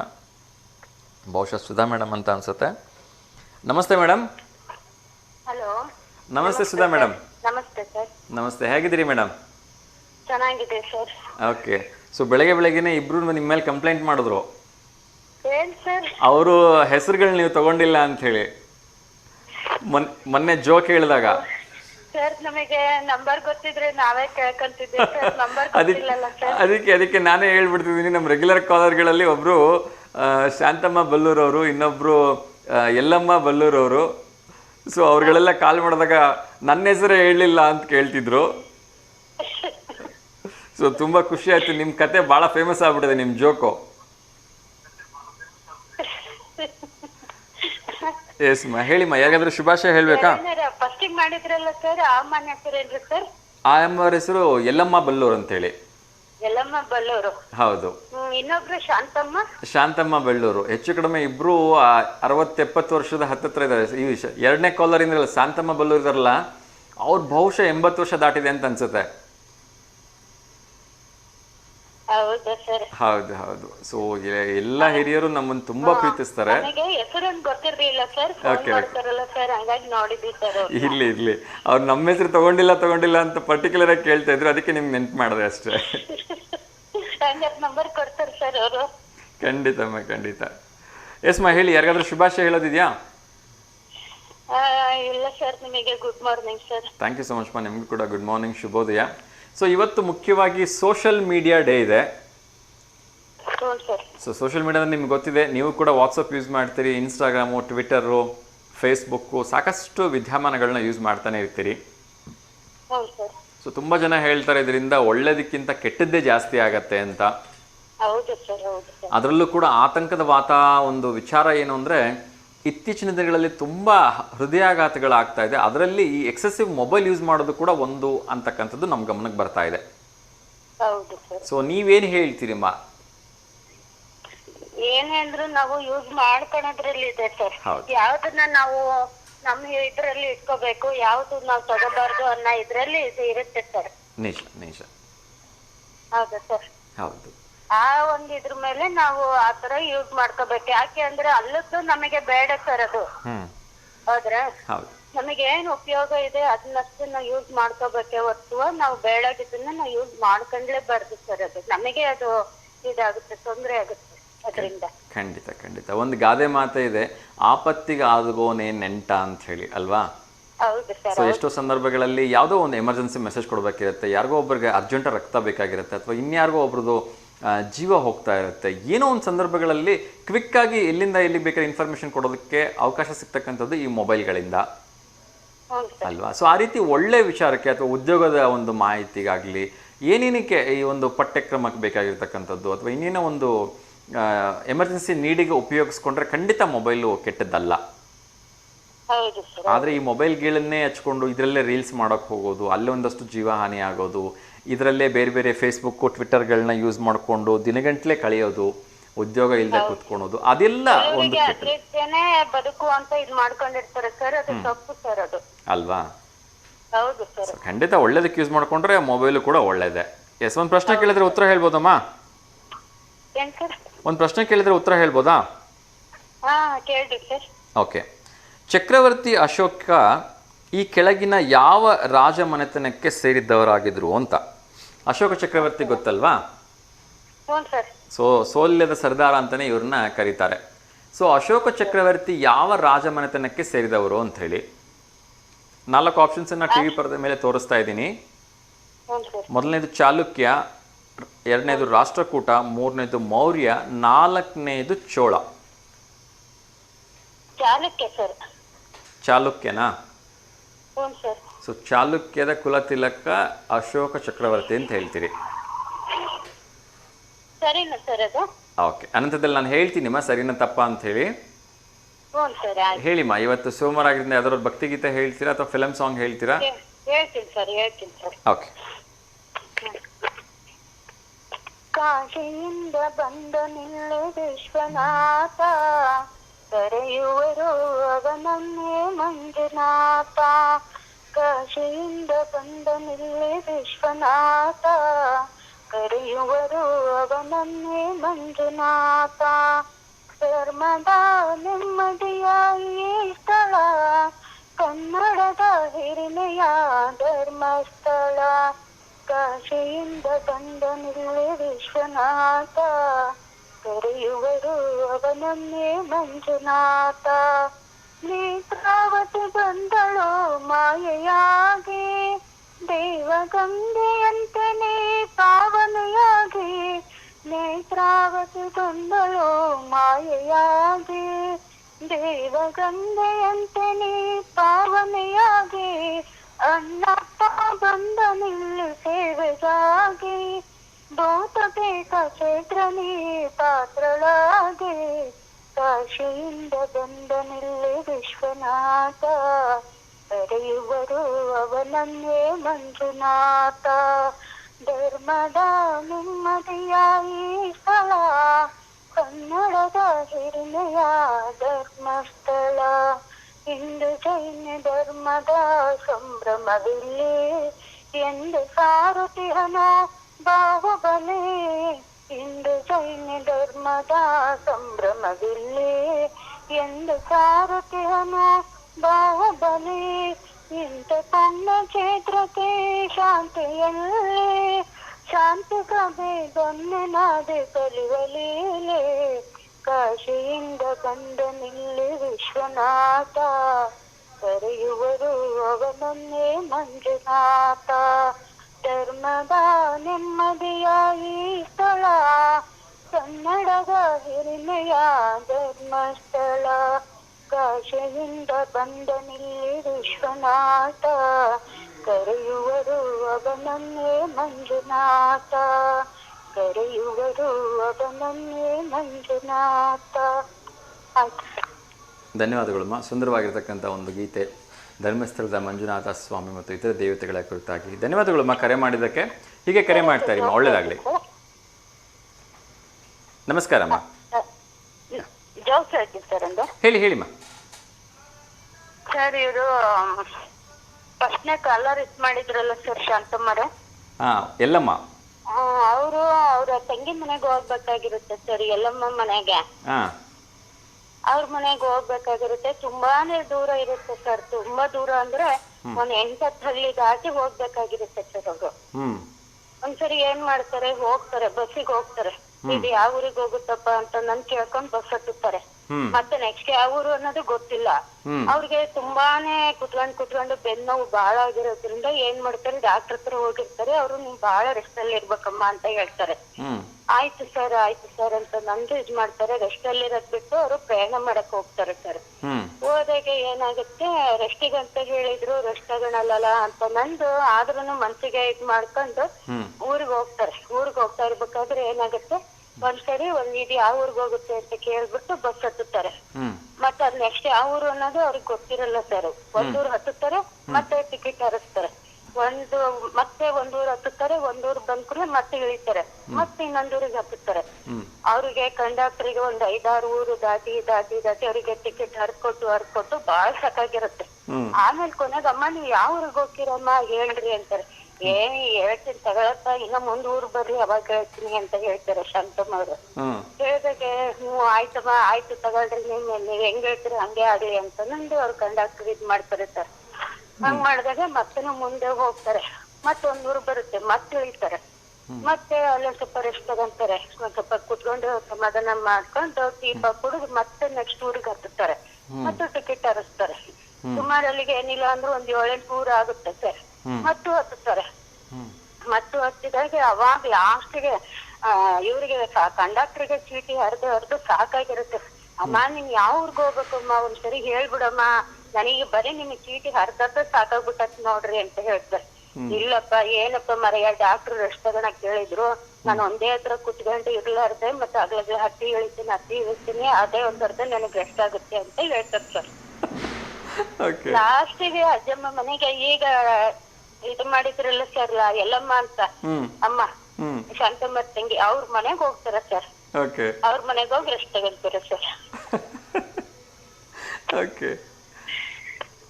ಒಂದೇ ಸರಿ ಸರ್ ಅದಕ್ಕೆ ಒಂದೇ ಸರಿ ಜರ್ನಿ ಮಾಡೋದು ಬೇಡ ಅಂತ ಡಾಕ್ಟರ್ ಹೇಳಿದಕ್ಕೆ ಇವರು ನಿಧಾನಕ್ಕೆ ಇಳಿದು ರೆಸ್ಟ್ ಮಾಡ್ಕೊಂಡು ಜರ್ನಿ ತಗೊಳ್ತಾ ಇದ್ರು ಅಲ್ವಾ? Okay thank you so much. So ನಿಮ್ಮ ಒಂದು ಜೋಕ್ನ ಯಲ್ಲಮ್ಮ ಬಲ್ಲೂರು ಮತ್ತು ಶಾಂತಮ್ಮ ಬಲ್ಲೂರು ಅವರು ಕೇಳಿಸ್ಕೊಂಡಿದ್ದಾರೆ, ಅವರು ಖುಷಿಯಾಗಿದ್ದಾರೆ ಅಂತ ಅನ್ಕೊಳ್ತಾ ಥ್ಯಾಂಕ್ ಯು ಕರೆ ಮಾಡೋದಕ್ಕೆ ಒಳ್ಳೇದಾಗಲಿ. ಹೀಗೆ ಕರೆ ಮಾಡ್ತೀರಿ ನಮಸ್ಕಾರ. ಥ್ಯಾಂಕ್ ಯು ಎಸ್ ವೀಕ್ಷಕರೇ, ಮುಂದಿನ ಒಂದಷ್ಟು ವಿಚಾರಗಳನ್ನ ನೋಡ್ತಾ ಹೋಗೋಣ. ಶಾಮನೂರು ಶಿವಶಂಕರಪ್ಪ ಜನ ಕಲ್ಯಾಣ ಟ್ರಸ್ಟ್ನಿಂದ ವಿದ್ಯಾರ್ಥಿ ವೇತನಕ್ಕೆ ಅರ್ಜಿಯನ್ನು ಆಹ್ವಾನ ಮಾಡಿದ್ದಾರೆ. ಸೊ ಪ್ರತಿಭಾನ್ವಿತ ಬಡ ವಿದ್ಯಾರ್ಥಿಗಳ ವಿದ್ಯಾರ್ಥಿ ವೇತನಕ್ಕೆ ಜುಲೈ 31ರವರೆಗೆ ಅರ್ಜಿಯನ್ನು ಸಲ್ಲಿಸಲಿಕ್ಕೆ ಅವಕಾಶ ಇದೆ. ಸೊ ದಯವಿಟ್ಟು ಯಾರೆಲ್ಲ ಅದಕ್ಕೆ ಅರ್ಹ ವಿದ್ಯಾರ್ಥಿಗಳಿದ್ರೆ ಅರ್ಜಿಯನ್ನು ಹಾಕ್ಕೊಳ್ಳಿ ಅಂತ ಕೇಳ್ಕೊಳ್ತಾ ಇನ್ನೊಂದು ಕರೆ ಬರ್ತಾ ಇದೆ. ಹಲೋ, ನಮಸ್ತೆ ಸರ್. ನಮಸ್ತೆ ದಾವಣಗೆರೆಮ್ಮ, ಹೇಳಿ ತಮ್ಮ ಹೆಸರು? ನಮ್ಮ ಹೆಸರು ಮಮತಾ ಅಂತ ಸರ್. ಮಮತಾ, ಹೇಳಿಮ್ಮ, ಎಲ್ಲಿಂದ ಕರೆ ಮಾಡಿದಿರಿ? ನಾವು ಚನ್ನಗಿರಿ ತಾಲೂಕು ಹೊದಿಗೆರೆಯಿಂದ ಸರ್. ಚನ್ನಗಿರಿ ತಾಲೂಕು ಹೊದಿಗೆರೆಯಿಂದ. ಟಿವಿ ವ್ಯಾಲ್ಯೂಮ್ ಒಂಚೂರು ಮ್ಯೂಟ್ ಮಾಡ್ಬಿಡಿಮ್ಮ. ಮಾಡಿದೆ ಸರ್. ಹೇಳಿಮ್ಮ, ಯಾರಿಗಾದ್ರೂ ಶುಭಾಶಯ ಹೇಳ್ಬೇಕಾ? ಇವತ್ತು ನಮ್ಮ ಅಣ್ಣಂದು ನಮ್ಮ ಚಿಕ್ಕಪ್ಪ ಚಿಕ್ಕಮ್ಮಂದು ಆನಿವರ್ಸರಿ ಇದೆ, ನಮ್ಮ ಅಣ್ಣನ ಬರ್ತ್ಡೇ ಇದೆ ಸರ್, ಅವ್ರಿಗೆ ವಿಶ್ ಮಾಡ್ಬೇಕಿತ್ತು. ಖಂಡಿತಮ್ಮ, ಹೇಳಿ. ಚಿಕ್ಕಪ್ಪ ಚಿಕ್ಕಮ್ಮನ ಹೆಸರೇನುಮ್ಮ? ಮಹಾದೇವ್ ಶೋಭಾ. ಮಹಾದೇವ್ ಶೋಭಾ ಅವ್ರಿಗೆ ನಮ್ಮ ಕಡೆಯಿಂದ ವಿವಾಹ ವಾರ್ಷಿಕೋತ್ಸವದ ಹಾರ್ದಿಕ ಶುಭಾಶಯಗಳು. ಎಷ್ಟನೇ ವರ್ಷದ್ದಮ್ಮ ಇದು? ಸರ್ 55ನೇ ವರ್ಷದ ಸರ್. ಅಬ್ಬಾ, 55ನೇ ವರ್ಷದ ಆನಿವರ್ಸರಿನಾ? ಸೂಪರ್. ಅವ್ರದ್ದೊಂದು ಫೋಟೋ ಇದ್ರೆ ಕಳಿಸ್ಕೊಡಿಮ್ಮ, ಖಂಡಿತ ಪ್ರಸಾರ ಮಾಡೋಣ. ಆಯ್ತು ಸರ್. ಓಕೆ, ನಿಮ್ಮ ಅಣ್ಣವ್ರದ್ದು ಎಷ್ಟನೇ ವರ್ಷದ ಬರ್ತಡೆ? ನನಗೆ 45ನೇ ವರ್ಷದ ಸರ್. ಅಣ್ಣವ್ರದ್ದು 45ನೇ ವರ್ಷದ ಬರ್ತಡೆ. ಅವ್ರ ಹೆಸರು ಗೊತ್ತಾಗ್ಲಿಲ್ಲ. ರಂಗನಾಥ್ ಸರ್. ಓಕೆ, ರಂಗನಾಥ್ ಅವ್ರಿಗೆ 45ನೇ ವರ್ಷದ ಹುಟ್ಟುಹಬ್ಬಕ್ಕೆ ಹಾರ್ದಿಕ ಶುಭಾಶಯಗಳನ್ನು ತಿಳಿಸ್ತಾ ಇದ್ದೀನಿ. ಸೊ ನಿಮ್ಮ ಪ್ರೀತಿಯ ತಂಗಿ ಕರೆ ಮಾಡಿಬಿಟ್ಟು ನಿಮಗೆ ಶುಭಾಶಯಗಳನ್ನ ಹೇಳ್ತಾ ಇದ್ದಾರೆ. ನಮ್ಮ V1 ವಾಹಿನಿಯ ಸಮಸ್ತ ವೀಕ್ಷಕರ ಕಡೆಯಿಂದನೂ ಕೂಡ ನಿಮಗೆ ಹುಟ್ಟುಹಬ್ಬದ ಹಾರ್ದಿಕ ಶುಭಾಶಯಗಳನ್ನು ತಿಳಿಸ್ತಾ ಇದ್ದೀವಿ. ಆ ಭಗವಂತ ನಿಮ್ಮೆಲ್ಲರೂ ಕೂಡ ಒಳ್ಳೆ ಆಯಸ್ಸು, ಆರೋಗ್ಯ, ಐಶ್ವರ್ಯ, ಸಂಪತ್ತು, ನೆಮ್ಮದಿಯನ್ನು ಕೊಟ್ಟು 100 ಕಾಲ ಹೀಗೆ ಸಂತೋಷವಾಗಿ ಬಾಳೋ ಹಾಗೆ ಹರಿಸ್ಲಿ ಅಂತ ಕೂಡ ಕೇಳ್ಕೊಳ್ತಾ ಇದ್ದೀನಿ. ಧನ್ಯವಾದಗಳಮ್ಮ ಕರೆ ಮಾಡಿದ್ದಕ್ಕೆ. ಮತ್ತೆ ಯಾರಾದ್ರೂ ಶುಭಾಶಯ ಹೇಳೋದಿದೆಯಾ? ಇಲ್ಲ ಸರ್. ಓಕೆ, ಊರಲ್ಲಿ ಮಳೆ ಎಲ್ಲ ಚೆನ್ನಾಗಿ ಆಗ್ತಾ ಇದೆಯಾ? ಆಗ್ತಾ ಇದೆ ಸರ್. ಓಕೆ, ಅಡಿಕೆ ರೇಟ್ ಸಿಕ್ಕಾಪಟ್ಟೆ ಜಂಪ್ ಆಗ್ತಾ ಇದೆ, ಖುಷಿನಾ? ಸರ್, ಖುಷಿ ಆಯ್ತು. ಓಕೆ, ಒಳ್ಳೇದಾಗ್ಲಿ ಅಮ್ಮ. ಸೊ ಎಲ್ಲ ರೈತರ ಮೊಗದಲ್ಲಿ ಹೀಗೆ ಮಂದಹಾಸ ಇರಲಿ ಸದಾ, ಅಲ್ವಾ? ಓಕೆ, ಎಷ್ಟಿದೆ ಅಮ್ಮ ರೇಟ್ ಇವಾಗ? ಏನ್ ಸರ್? ಅಡಿಕೆ ರೇಟ್ ಎಷ್ಟಾಗಿದೆ ಅಂತ ಗೊತ್ತಾ? ಹಲೋ. ಇಲ್ಲ ಸರ್, ಅಷ್ಟು ಇದೆಲ್ಲ. ಓಕೆ, ಇರ್ಲಿಮ್ಮ, ಧನ್ಯವಾದಗಳು ಕರೆ ಮಾಡಿದ್ದಕ್ಕೆ. ಹೀಗೆ ಕರೆ ಮಾಡ್ತಾ ಇರಿಮ್ಮ. ಓಕೆ ಅಮ್ಮ, ನಮಸ್ತೆ.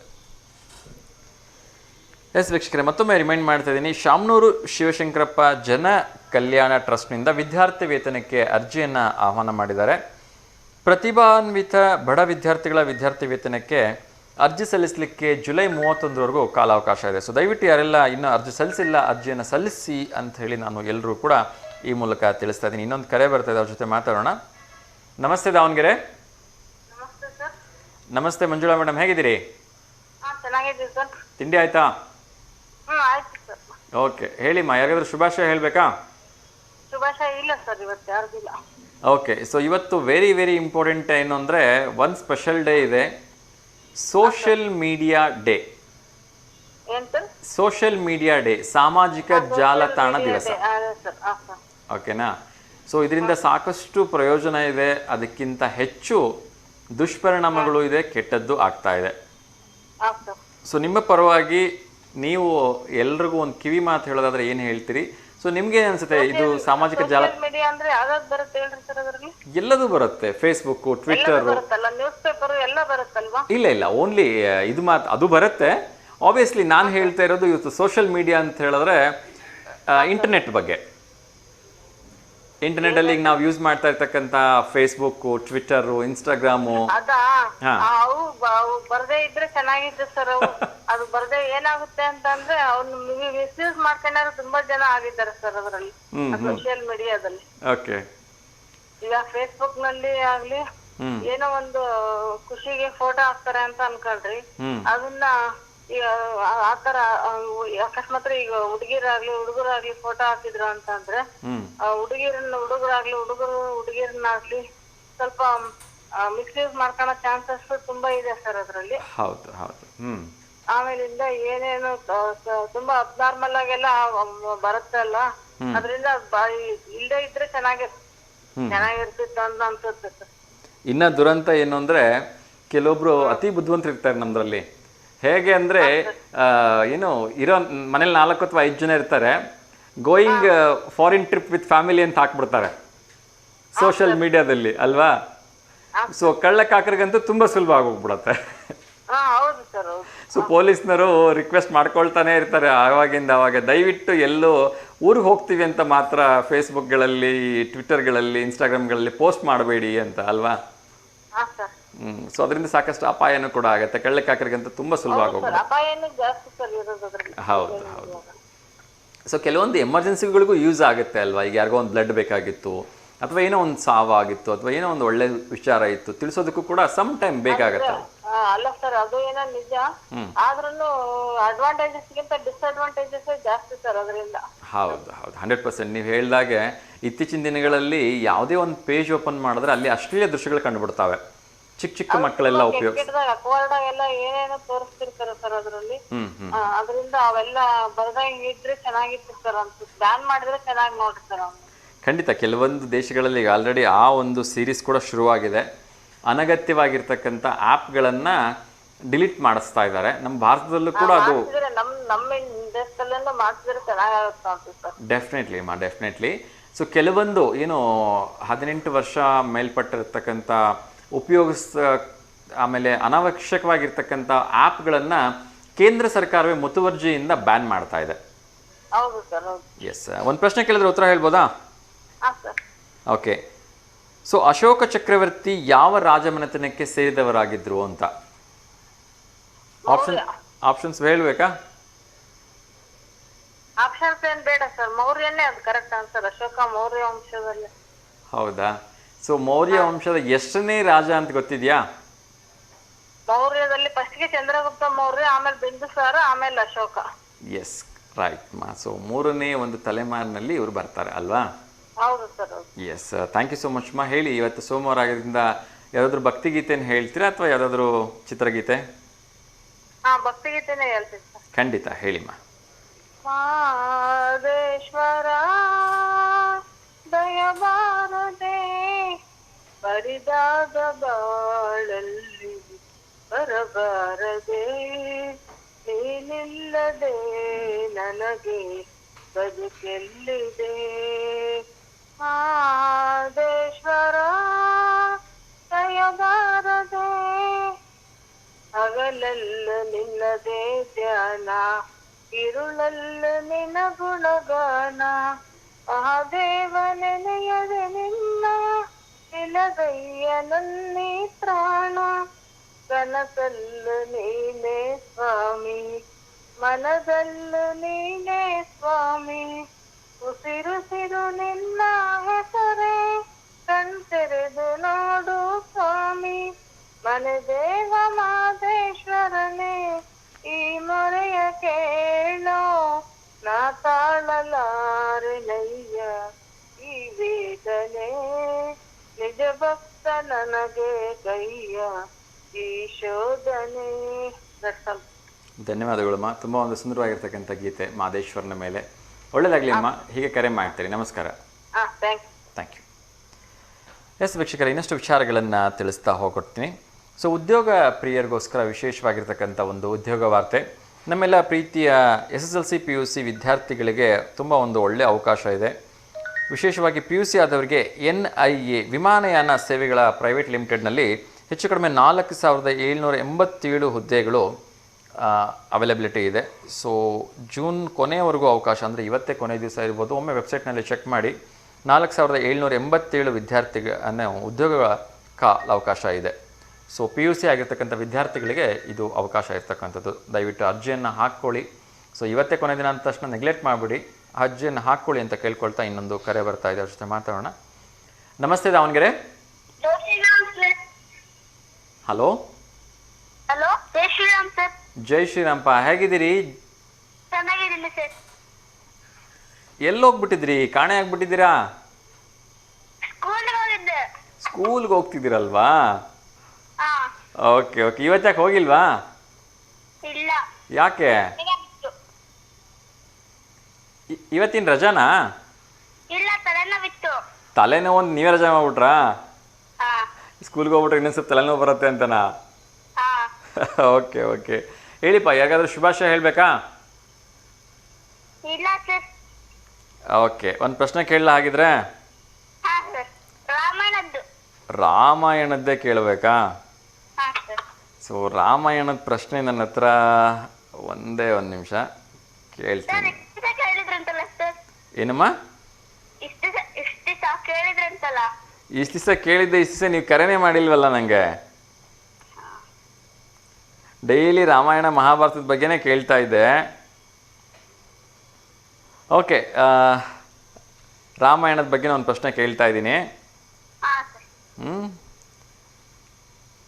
ಅಭಿಮನ್ಯುವಿನ ಮಗನ ಹೆಸರೇನು? ಆ್ಯಕ್ಚುಲಿ ಇದು ಮಹಾಭಾರತದ ಪ್ರಶ್ನೆ. ಅಭಿಮನ್ಯುವಿನ ಮಗನ ಹೆಸರೇನು ಅಂತ. ಆಪ್ಷನ್ಸು ಊರ್ವಕ, ಭರತ, ಲಕ್ಷ್ಮಣ, ಪರೀಕ್ಷಿತ. ಪರೀಕ್ಷಿತನಾ? ಶೋರಾ? ಊರ್ವಕ ಅಲ್ವಾ? ಮತ್ತೆ ಪರೀಕ್ಷಿತ ಅಂತ ಹೆಂಗೆ ಹೇಳ್ತಾ ಇದ್ರಿ? ಹೆಂಗೆ ಗೆಸ್ ಮಾಡ್ತಿದ್ದೀರಾ? ನೀವು ಯಾವ ವ್ಯಕ್ತಿಯ ಜೊತೆ ಮಾತನಾಡುತ್ತಿರುವಿರೋ ಅವರು ನಿಮ್ಮ ಕಾಲನ್ನು. ಓಕೆ, ಕಾಲ್ ಹೊರಡು ಹೋಗ್ಬಿಡ್ತು. ಎಸ್, ರೈಟ್ ಆನ್ಸರ್ ಕೂಡ ಅದು. ಅಭಿಮನ್ಯುವಿನ ಮಗನ ಹೆಸರು ಪರೀಕ್ಷಿತ. ಸರಿ ಉತ್ತರವನ್ನೇ ನೀಡಿದ್ದಾರೆ ಜಾಧವ್ ಅವರು. Yes, thank you so much ಕರೆ ಮಾಡಿದ್ದಕ್ಕೆ ಅಂತ ಹೇಳ್ತಾ ಇನ್ನಷ್ಟು ವಿಚಾರಗಳನ್ನು ನೋಡ್ತಾ ಹೋಗೋಣ. ಸೊ ಮತ್ತೊಂದು ಕರೆ ಬರ್ತಾ ಇದೆ. ನಮಸ್ತೆ ದಾವಣಗೆರೆ. ಸರ್ ನಮಸ್ತೆ ಸರ್. ನಮಸ್ತೆ ಸರ್, ತಮ್ಮ ಹೆಸರು? ಹಲೋ ಹಲೋ ಸರ್ ನಮಸ್ತೆ ಸರ್. ಸರ್ ನಮಸ್ತೆ. ನಿಮ್ಮ ವಾಯ್ಸ್ ಕೇಳ್ತಾ ಇಲ್ಲ, ಸ್ವಲ್ಪ ಜೋರಾಗಿ ಮಾತಾಡಿ.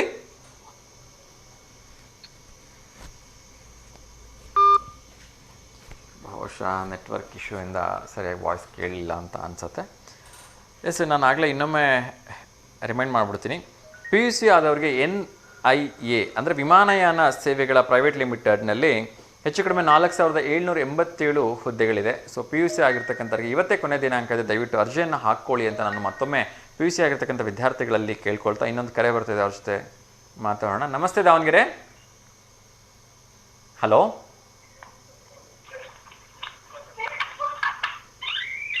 ಹಲೋ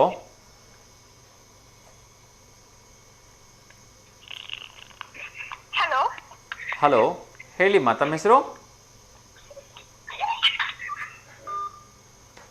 ಎಸ್, ಇನ್ನಷ್ಟು ವಿಚಾರಗಳನ್ನ ನೋಡ್ತಾ ಹೋಗೋಣ. ಇತ್ತೀಚಿನ ದಿನಗಳಲ್ಲಿ ಈ ಹೃದಯಾಘಾತ ಅಂತಕ್ಕಂಥದ್ದು ಯಾವಾಗ ಯಾರಿಗೆ ಹೇಗೆ ಬೇಕಾದರೂ ಬರ್ಬೋದು ಅನ್ನೋದಕ್ಕೆ ಇಲ್ಲಿ ಇನ್ನೊಂದು ಜ್ವಲಂತ ಉದಾಹರಣೆ ಇದೆ. ಸೊ ಇನ್ನೊಂದು ಕರೆ ಬರ್ತಾ ಇದೆ, ಅದರ ಬಗ್ಗೆ ಆಮೇಲೆ ಮಾತಾಡೋಣ. ನಮಸ್ತೆ ದಾವಣಗೆರೆ. ಹಲೋ ಸರ್, ನಮಸ್ತೆ ಸಿದ್ಲಿಂಗೇಶ್ ಸರ್, ಹೇಗಿದ್ದೀರಿ? ಚೆನ್ನಾಗಿದೆ ಸರ್, ನೀವು ಚೆನ್ನಾಗಿದ್ದೀರಲ್ಲ? ಎಸ್ ಸರ್, ಸೂಪರ್ ಇದ್ದೀನಿ ಸರ್. ತಿಂಡಿ ಆಯ್ತಾ? ಆಯ್ತು ಆಯ್ತು ಸರ್. ಏನು ಸರ್ ತಿಂಡಿ ಇವತ್ತು? ಚಪಾತಿ ಸರ್. ಚಪಾತಿಗೆ ಏನು ಕಾಂಬಿನೇಷನ್ ಸರ್? ತೊಂಡೆಕಾಯಿ ಪಲ್ಯ ಸರ್. Wow, super. ವರ್ಷದ ಕೆಲವೇ ದಿನಗಳಲ್ಲಿ ಸಿಗ್ತಕ್ಕಂಥ ತೊಂಡೆಕಾಯಿ. ಹಾ ಸರ್. ತುಂಬ ಒಳ್ಳೆಯದು ಆರೋಗ್ಯಕ್ಕೆ. ನಿಮ್ದಾಯ್ತಾ? ಎಸ್ ಸರ್, ನಂದು ಕೂಡ ಆಯಿತು. ಪಲಾವ್ ಸರ್ ಇವತ್ತು. Very good sir. Thank you sir, thank you. ಮೊಸರು ಬಜ್ಜಿ? ಎಸ್ ಸರ್, ಮೊಸರು ಬಜ್ಜಿ ಇರಲೇಬೇಕಲ್ಲ sir, compulsory. Correct sir. Yes sir. Sir ಎಲ್ಲ ಹೇಳ್ಬೇಕು ಸರ್. ಯಾರಿಗಾದ್ರೂ ಶುಭಾಶಯ ಹೇಳೋದಿತ್ತಾ? ಮೀಡಿಯಾ ಅಥವಾ ಇಂಟರ್ನೆಟ್ ಡೇ ಅಂತ ಹೇಳಿದ್ರಲ್ಲ ಅವಾಗಲೇ? ಹೌದು ಸರ್, ಸೋಷಿಯಲ್ ಮೀಡಿಯಾ ಡೇ. ಹಾ ಸರ್. ಸಾಮಾಜಿಕ ಜಾಲತಾಣ ದಿವಸ. ಹೇಳಿ ಹೇಳಿ ಸರ್. ಏನು ಅನ್ಸುತ್ತೆ ಸರ್, ಇವಾಗ ಸಾಕಷ್ಟು ಪ್ರಯೋಜನನೂ ಇದೆ, ಅಷ್ಟೇ ಒಂದು ದುಷ್ಪರಿಣಾಮನೂ ಕೂಡ ಬೀರ್ತಾ ಇದೆ. ಹಾ ಸರ್, ಒಳ್ಳೇದಕ್ಕೆ ಯುಟಿಲೈಸ್ ಮಾಡ್ಕೊಂಡ್ರೆ ತುಂಬಾ ಒಳ್ಳೇದೇ ಆಗುತ್ತೆ ಸರ್. ಓದೋ ಮಕ್ಕಳಿಗಂತೂ ತುಂಬಾ ಹೆಲ್ಪ್ಫುಲ್ ಆಗುತ್ತಲ್ಲ ಸರ್. ಹೌದು ಹೌದು. ಅದನ್ನ ಅವ್ರು ಮಿಸ್ಯೂಸ್ ಮಾಡ್ಕೋಬಾರ್ದು ಅಷ್ಟೇ ಸರ್ ಪ್ರಾರ್ಥನೆ ಮಕ್ಕಳಲ್ಲಿ. ನಿಜ ನಿಜ ನಿಜ. ಏನೇ ನಮಗೆ ಎಜುಕೇಶನ್ ಅವ್ರಿಗೆ ಏನೇ ಡೌಟ್ಸ್ ಬಂದ್ರು ಹಂಗೆ ಇಂಟರ್ನೆಟ್ ಅಲ್ಲಿ ನೋಡ್ಕೊಂಡಾಗ ಇಮಿಡಿಯೇಟ್ ಸಾಲ್ವ್ ಮಾಡ್ಕೊಳ್ತಾರೆ. ಆಮೇಲೆ ಪ್ಲಸ್ ಪಾಯಿಂಟ್ ಅಲ್ಲ ಸರ್ ಓದೋ ಮಕ್ಕಳಿಗೆ. ಹೌದು. ಆಮೇಲೆ ವಿಶ್ವದಾದ್ಯಂತ ಇರತಕ್ಕಂಥ ಎಲ್ಲ ಶಿಕ್ಷಕರುಗಳು ಕೂಡ ಅವರೊಂದು ಎಕ್ಸ್ಪೀರಿಯನ್ಸ್ ಮೇಲೆ ಅವರೊಂದು ಪಾಯಿಂಟ್ಸ್ಗಳನ್ನ ಮಾಡಿ, ನೋಟ್ಸ್ಗಳನ್ನ ಮಾಡಿ ಯೂಟ್ಯೂಬಲ್ಲಿ ಅಪ್ಲೋಡ್ ಮಾಡಿರ್ತಾರೆ. ಹಾ ಸರ್, ಎಕ್ಸಾಕ್ಟ್ಲಿ ಸರ್. ಅಲ್ವಾ? ಸೊ ಒಂದು 3-4 ಜನ ಶಿಕ್ಷಕರದ್ದು ಒಂದ್ ಕಡೆಯಿಂದ ರಿಹರ್ಸಲ್ ಮಾಡ್ಬಿಟ್ರೆ ಯಾವುದೋ ಒಂದು ಪಾಯಿಂಟ್ ಅಟ್ರಾಕ್ಟ್ ಆಗುತ್ತೆ, ಯಾವುದೋ ಒಂದು ಪಾಯಿಂಟಲ್ಲಿ ಈಸಿ ಆಗ್ಬಿಡುತ್ತೆ ಅವರಿಗೆ. ಹೌದು ಸರ್, ಹೌದು ಸರ್. ಆಮೇಲೆ ಸಾಕಷ್ಟು ಆ್ಯಪ್ಸ್ಗಳು ಇದೆ, ಲೈಕ್ ಏನದು ಶಿಕ್ಷಾ ಆ್ಯಪ್ಸ್ಗಳು. ಆ ಆ್ಯಪ್ಸ್ಗಳಿಂದ ತುಂಬ ಮಕ್ಕಳಿಗೆ ಪ್ರಯೋಜನ ಆಗಿದೆ. ಅದೇ ಕೆಲವೊಂದು ಆ್ಯಪ್ಗಳು ಡಿಲೀಟ್ ಮಾಡ್ತಾರೆ ಅಂತ ಅಂದ್ರಿ ಅವೆಲ್ಲ ನೀವು? ಹೌದು ಹೌದು. ಬೇಡಾಗಿರೋ ಡಿಲೀಟ್ ಮಾಡಿದ್ರೆ ಒಳ್ಳೇದು ಸರ್ ಅದು. ಹೌದು. ಹೆಚ್ಚು ಕಡಿಮೆ 98 ಆ್ಯಪ್ಗಳನ್ನು ಕೇಂದ್ರ ಸರ್ಕಾರನೇ ಮುತುವರ್ಜಿ ವಹಿಸಿ ಈ ಆ್ಯಪ್ಗಳು ಮಕ್ಕಳ ಕೈಯಿಂದ ಸಿಗೋದ್ರಿಂದ ಅವ್ರ ಮೇಲೆ ದುಷ್ಪರಿಣಾಮ ಬೀರುತ್ತೆ ಅಂತ ಗೊತ್ತಾದ ತಕ್ಷಣವೇ ಆ ಆ್ಯಪ್ಗಳನ್ನು ಆಟೋಮೆಟಿಕ್ ಆಗಿ ಅದು ನಿಮ್ಮ ಮೊಬೈಲಲ್ಲಿ ಇನ್ಸ್ಟಾಲ್ ಆಗಿದ್ರೂ ಕೂಡ ಆ ಆ್ಯಪನ್ನ ಅಲ್ಲಿಂದ ನ್ಯಾಷನಲ್ ವೈಡಿಂದ ಅದನ್ನು ಡಿಲೀಟ್ ಮಾಡೋದ್ರಿಂದ ಆ ಆ್ಯಪ್ ನಿಮ್ಮ ಹತ್ರ ಇದ್ರೂ ಕೂಡ ಆ್ಯಪ್ ವರ್ಕ್ ಆಗಲ್ಲ, ಓಪನೇ ಆಗಲ್ಲ. ಒಳ್ಳೆ ಕೆಲಸ ಸರ್ ಅದು. ಹೌದು, ತುಂಬ ಒಂದು ಒಳ್ಳೆ ಸ್ಟೆಪ್ಪನ್ನು ತಗೊಳ್ತಾ ಇದ್ದಾರೆ. ತಿರುಪತಿಗೆ ಹೋಗಿ ಬರ್ತೀರಾ? ತಿರುಪತಿಗೆ ಸರ್ ಯಾವಾಗ? ಗುರುವಾರ ಹೊಂಟಿದ್ದೀನಿ ಸರ್. ಓಹ್, ತುಂಬಾ ಹತ್ರದಲ್ಲಿ ಹೇಳ್ತಾ ಇದ್ದೀರಿ. ಬುಕಿಂಗ್ ಇದೆ. ಹೌದಾ? ಟಿಕೆಟ್ ರಿಸರ್ವೇಶನ್ ಇದೆ. ಓಕೆ ಓಕೆ, ಖಂಡಿತ ಸರ್, ಪ್ರಯತ್ನ ಮಾಡುವ. ಸೊ ತಿರುಪತಿ ವೆಂಕಟೇಶ್ ತುಂಬಾ ಸಲ ಹೋಗಿದ್ದೀನಿ ಸರ್. ತುಂಬಾ ಸಲ ಹೋಗಿದ್ದೀನಿ. ಅಲ್ಲಿಂದ ಮೆಟ್ಲುಗಳನ್ನ ಹತ್ಕೊಂಡು ಹೋಗೋದೇ ಒಂದು ಸಂತೋಷ. ಸರ್, ನನ್ನ ತಂಗಿಯವರು ದರ್ಶನ ಮಾಡಿದ್ರಂತೆ, ಹಂಗಾಗಿ ಅವ್ರ ಸಲುವಾಗಿ ನಾನು ಅವ್ರು ಕರ್ಕೊಂಡು ಹೊಂಟಿದ್ದೀನಿ ಸರ್. ತುಂಬಾ ಒಳ್ಳೇದು ಸರ್. ಅಲ್ಲಿ ಏನಾದ್ರು ದರ್ಶನಕ್ಕೆ ಟಿಕೆಟ್ ಬುಕ್ ಮಾಡ್ಕೊಂಡಿದ್ದೀರಾ ಸರ್? ಇಲ್ಲ ಸರ್, ಅಲ್ಲಿ ಕೊಡ್ತಾರೆ ಸರ್. ಅದು ನೋಡಿದ್ವಿ, ಪ್ಲೇಸ್ ಹೊಸಲಿ ಎಲ್ಲ ಹೋಗಿದ್ವಿ. ಟಿಕೆಟ್ ಇಶ್ಯೂ ಮಾಡ್ತಾರೆ ಸರ್ ಅಲ್ಲಿ. ಹೌದು, ಫ್ರೀ ಟಿಕೆಟ್ ಇಶ್ಯೂ ಮಾಡ್ತಾರೆ. ನೀವು ಕೆಳಗಡೆನೆ ಬಸ್ ಸ್ಟಾಪ್ ಇಂದ ಸ್ವಲ್ಪ ಮುಂದೆ ಹೋದ್ರೆ ಸಿಗುತ್ತೆ ಅದು. ಹಾ ಸರ್. ಅಲ್ಲಿ ನೀವು ಫ್ರೀ ಟಿಕೆಟ್ ಎಂಟ್ರಿ ತಗೊಂಡು ಹೋಗ್ಬಿಟ್ರಿ ಅಂದ್ರೆ ನಿಮಗೆ ಬೇಗ ದರ್ಶನ ಆಗತ್ತೆ. ಹೌದು ಸರ್, ತಗೊಂಡು ಹೋದ್ರೆ ಅಷ್ಟೊಳಗೆ ಮತ್ತೆ ಬೇರೆ ಏನಾದ್ರು ನಾವಲ್ಲಿ ಲೋಕಲ್ ವಿಸಿಟ್ ಮಾಡಿದ್ರೆ ಮಾಡ್ಕೋಬಹುದು ಸರ್. ಬೇಕಾದ್ರೆ ಟೈಮ್ ಲೇಟ್ ಆಗಿ ಸಿಕ್ಕರೆ ನಮಗೆ ದರ್ಶನ ಟೈಮ್ ಲೇಟ್ ಆಗಿ ಸಿಕ್ಕುದು ಲೋಕಲ್ ದರ್ಶನ ಮಾಡ್ಬೋದು ಸರ್ ಬೇಕಾದ್ರೆ. ನಿಜ. ಸೊ ಇವಾಗ ಮೊದಲನಷ್ಟು ಲೋಕಲ್ ಬಸ್ ಟ್ರಿಪ್ ಹೊಡಿತಾರೆ ಸರ್, ಚೆನ್ನಾಗಿ ಕರ್ಕೊಂಡು ಹೋಗ್ತಾರೆ. ಹೌದು, ತುಂಬಾ ಚೆನ್ನಾಗಿ ತೋರಿಸ್ತಾರೆ.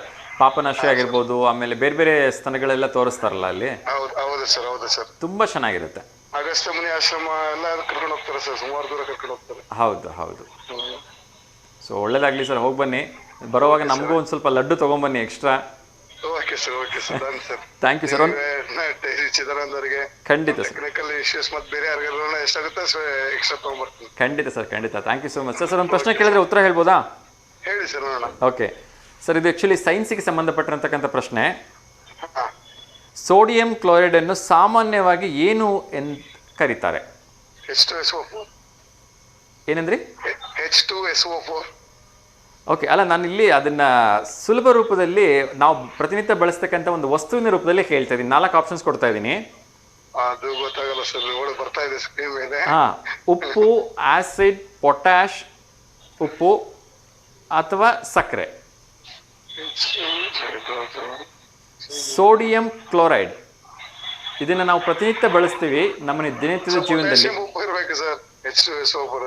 ಉಪ್ಪ scientific name correct? H2SO4. Yes, ಅದು correct.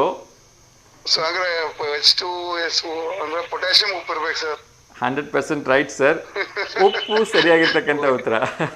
Okay sir, thank you sir. Thank you so much sir. ತುಂಬಾ ಸಾಧ್ಯವಷ್ಟು ಎಷ್ಟು ಆಗುತ್ತೆ ಅಷ್ಟು ಪ್ರಸಾದ ವಿನಿಯೋಗ ಮಾಡ್ತೀನಿ ಸರ್. ಖಂಡಿತ ಸರ್. ಸೊ ಒಳ್ಳೇದಾಗ್ಲಿ ಸರ್, ಹ್ಯಾಪಿ ಜರ್ನಿ. ಆ ವೆಂಕಟೇಶ್ವರ ಎಲ್ರಿಗೂ ಒಳ್ಳೇದನ್ನ ಮಾಡಲಿ. Okay, thank you sir. Thank you so much sir. ನಮಸ್ಕಾರ. ಶುಭಮಸ್ತು ಶುಭಮಸ್ತು ಸರ್. ನಮಸ್ತೆ. ಎಸ್, ನಮ್ಮ ಸಿದ್ಧಲಿಂಗೇಶ್ವರ ಅವರು ತಿರುಪತಿಗೆ ಹೊರಟಿದ್ದಾರೆ. ಆ ವೆಂಕಟೇಶ್ವರನ ದರ್ಶನ ಎಲ್ರಿಗೂ ಚೆನ್ನಾಗಾಗಲಿ, ಆ ವೆಂಕಟೇಶ್ವರ ಎಲ್ರಿಗೂ ಒಳ್ಳೇದನ್ನು ಮಾಡಲಿ, ಎಲ್ರಿಗೂ ಲಕ್ಷ್ಮಿಯ ಕೃಪಾ ಕಟಾಕ್ಷ ಇರಲಿ ಅಂತ ಕೇಳ್ಕೊಳ್ತಾ ಇನ್ನೊಂದು ಕರೆ ಬರ್ತಿದೆ, ಅವ್ರ ಜೊತೆ ಮಾತಾಡೋಣ. ನಮಸ್ತೆ ದಾವಣಗೆರೆ. ನಮಸ್ತೆ ಸರ್, ಹೇಗಿದ್ದೀರಿ ಸರ್? ಚೆನ್ನಾಗಿದ್ದೀನಿ ಸರ್. ಉಮೇಶ್ ಸರ್, ತಿಂಡಿ ಆಯ್ತಾ? ಆಯ್ತು ಸರ್, ತಿಂಡಿ ಆಯ್ತು. ಏನು ಸರ್ ತಿಂಡಿ? ತಿಂಡಿ ಇವತ್ತು ಚಪಾತಿ ಬೆಂಡೆಕಾಯಿ ಪಲ್ಯ. ವಾವ್, ಚಪಾತಿ ಬೆಂಡೆಕಾಯಿ ಪಲ್ಯ. ಓಕೆ, ಹೇಳಿ ಸರ್, ಯಾರಿಗಾದ್ರೂ ಶುಭಾಶಯ ಹೇಳಬೇಕಾ? ಶುಭಾಶಯ ಅಂತ ಹೇಳಿ ನೀವು ಆಲ್ರೆಡಿ ಹೇಳ್ಬಿಟ್ಟಿರ್ತೀರಲ್ಲ ಸರ್ ಶುಭಾಶಯನ. Yes sir, yes sir. ಕೇಳಕ್ ಒಂಥರ ಚಂದ. ಬೆಳಗ್ಗೆನೆ ಬಂದಾಗ ನೀವೆಲ್ಲರಿಗೂ ಹೇಳ್ಬಿಡ್ತೀರಲ್ಲ ಶುಭಾಶಯಗಳನ್ನ. Yes sir. ಅದು ಬಹಳ ಮುಖ್ಯ ನೋಡಿ. ಸರ್ವ ಜನ ಸುಖಿನೋ ಭವಂತು ಅಂತಂದೇಳಿ ಎಸ್ ಸರ್. ನಮ್ಮ ದಿನದ ಕ್ರಿಯೆಗಳನ್ನ ಚಟುವಟಿಕೆಗಳನ್ನ ನಾವು ಈ ತರ ಮಾಡಿದ್ರೆ ನಮ್ಮ ಎಲ್ಲಾ ಚಟುವಟಿಕೆಗಳು ಚೆನ್ನಾಗೇ ಇರ್ತವೆ. ಖಂಡಿತ ಸರ್, ಖಂಡಿತ. ಹಾಗಾಗಿ ಖುಷಿ ಆಯ್ತು ಸರ್. ನಾವು ಏನೋ ಒಂದು ಕವಿತೆ ಹೇಳೋಣ ಅಂತ ಓಪನ್ ಮಾಡಿದೆ. ಧಾರಾಳವಾಗಿ ಹೇಳಿ ಸರ್. ಸರ್, ಇದು ಒಂದೇ ನಿಮಿಷ ಸರ್. ಹ್ಮ್. ತಿಳಿಮುಗಿಲ ಬಾನಿನಲ್ಲಿ ಹ್ಮ್. ತಿಳಿಮುಗಿಲ ಬಾನಿನಲ್ಲಿ ಕರಿಮೋಡಗಳ ಸಮಾಗಮನವಾಯಿತು. ವಾವ್. ಹ್ಮ್. ಇಳೆಯಲ್ಲಿ ಹ್ಮ್. ಹೆಣ್ಣು ನವಿಲ ಕಂಡು ಹ್ಮ್. ಗಂಡು ನವಿಲು ಕುಣಿದಾಡಿತು. ಓಕೆ. ಅದನ್ನ ನೋಡಿ ಕೋಗಿಲೆಯ ಕೊರಳಿನಿಂದ ಹ್ಮ್. ಅಳತೊಡಗಿತು. ಓಕೆ. ಅದನ್ನ ನೋಡಿ ಕೋಗಿಲೆಯ ಕೊರಳಿನಿಂದ ಅಳತೊಡಗಿತು. ಹ್ಮ್. ವಯಸ್ಸಾದ ಕಾಗೆಯು ಕಾ ಕಾ ಎನ್ನುತ್ತಾ ಹಾರಿ ಹೋಯಿತು. ಓಕೆ. ಬರೆದವರು ಕಾವ್ಯಪ್ರಿಯ ಉಮೇಶ್ ಹರಿಹರ. ವಾ ವಾ, ಸೂಪರ್ ಸರ್. ಏನು ಮಳೆಗಾಲದಲ್ಲಿ ರಚನೆ ಮಾಡಿದ್ದ ಇದು? ಏನ್ ಸರ್? ಮಳೆಗಾಲದಲ್ಲಿ ರಚನೆ ಮಾಡಿದ್ದ ಕೇಳಿದೆ. ಮಳೆ ಅನ್ನೋದೇ ಒಂದ್ ರೀತಿ ಇಳೆಗೆ ಒಂದ್ ರೀತಿಯಾದಂತ ಸೊಗಸನ್ನ ತಂದು ಕೊಡುತ್ತೆ ಸರ್. ಖಂಡಿತ ಖಂಡಿತ, ವರದಾನ ಅಂತಾನೆ ಹೇಳ್ಬೋದು. ಈ ಮಳೆ ಅನ್ನೋದೇನಿದೆ ಅಂತಂದ ಹೇಳಿದ್ರೆ ನಮ್ಮ ಮನಸ್ಸಿನಲ್ಲಿರೋಂತ ಎಲ್ಲಾ ಕೊಳೆಗಳನ್ನ ತೊಳಿತಾ ಹೋಗ್ತಾ ಇರುತ್ತೆ. ನಿಜ ಸರ್, ನಿಜ. ಸೊ ಹಾಗಾಗಿ ಮಳೆ ಅನ್ನೋದೇನಿದೆ ನಮ್ಮ ವರ್ಷದಲ್ಲಿ ಮಳೆ ಬರದೇ ಇದ್ರೆ ನಮ್ಮ ಜೀವನ ಈ ಇಳೆಯಲ್ಲಿ ಹೇಗಿರ್ಬೋದು ಅಂತ ಹೇಳಿ ಊಹಿಸ್ಕೊಳಕ್ಕೂ ಕೂಡ ಕಲ್ಪನೆ ಮಾಡೋದು ಕೂಡ ಅಸಾಧ್ಯ ಅದು. 100% ನಿಜ ಸರ್, 100% ನಿಜ. ಸೊ ಹಾಗಾಗಿ ಮಳೆ ಅನ್ನೋದು ಏನಿದೆ ಅಂತಂದ ಹೇಳಿದ್ರೆ ಅದು ಭಗವಂತ ನಮಗೆ ಎಷ್ಟು ಆಹ್ಲಾದಕರನ ಸಂತೋಷನ ತಂದು ಕೊಡ್ತಾನೆ ಅಂತಂದ ಹೇಳಿದ್ರೆ ಒಂದು ಭೂಮಿಯಲ್ಲಿರುವಂತ ಪ್ರತಿಯೊಂದು ಜೀವರಾಶಿಗೂ ಕೂಡ ಮಳೆಯ ಅವಶ್ಯಕತೆ ಬಹಳ ಅಗತ್ಯವಾಗಿರುತ್ತೆ. ಹೌದು. ಒಂದು ಹನಿ ಮಳೆಗೋಸ್ಕರ ಒಂದು ಮುತ್ತು ಬಾಯಿ ತಕೊಂಡ್ ಕುತ್ಕೊಂಡಿರುತ್ತೆ. ನಿಜ. ಸೊ ಅದು ಮುಚ್ಕೊಂಡಾಗ ಅದನ್ನ ಒಡೆಯಕ್ಕೂ ಕೂಡ ನಾವ್ ಎಷ್ಟು ಕಷ್ಟಪಡ್ಬೇಕಾಗತ್ತೆ. ಸೊ ಅದು ಒಡೆದಾಗ ನೋಡಿದ್ರೆ ಅಲ್ಲಿ ಸ್ವಾತಿ ಮುತ್ತಾಗಿರುತ್ತೆ. ಸೊ ಶಬ್ದಗಳೇ ಹಾಗಾಗಿ ಮುತ್ತಿ ಮಳೆಗಿರೋಂತ ಬೆಲೆಯನ್ನ ಯಾರು ಕೂಡ ಊಹಿಸಕ್ಕಾಗಲ್ಲ. ಅದು ಮಳೆ ಅನ್ನೋದು ಭಗವಂತ ಭೂಮಿಗೆ ಕೊಟ್ಟಂತ ಒಂದು ಆಶೀರ್ವಾದ ಅಂತಂದೇಳಿ ಹೇಳ್ಬೋದು.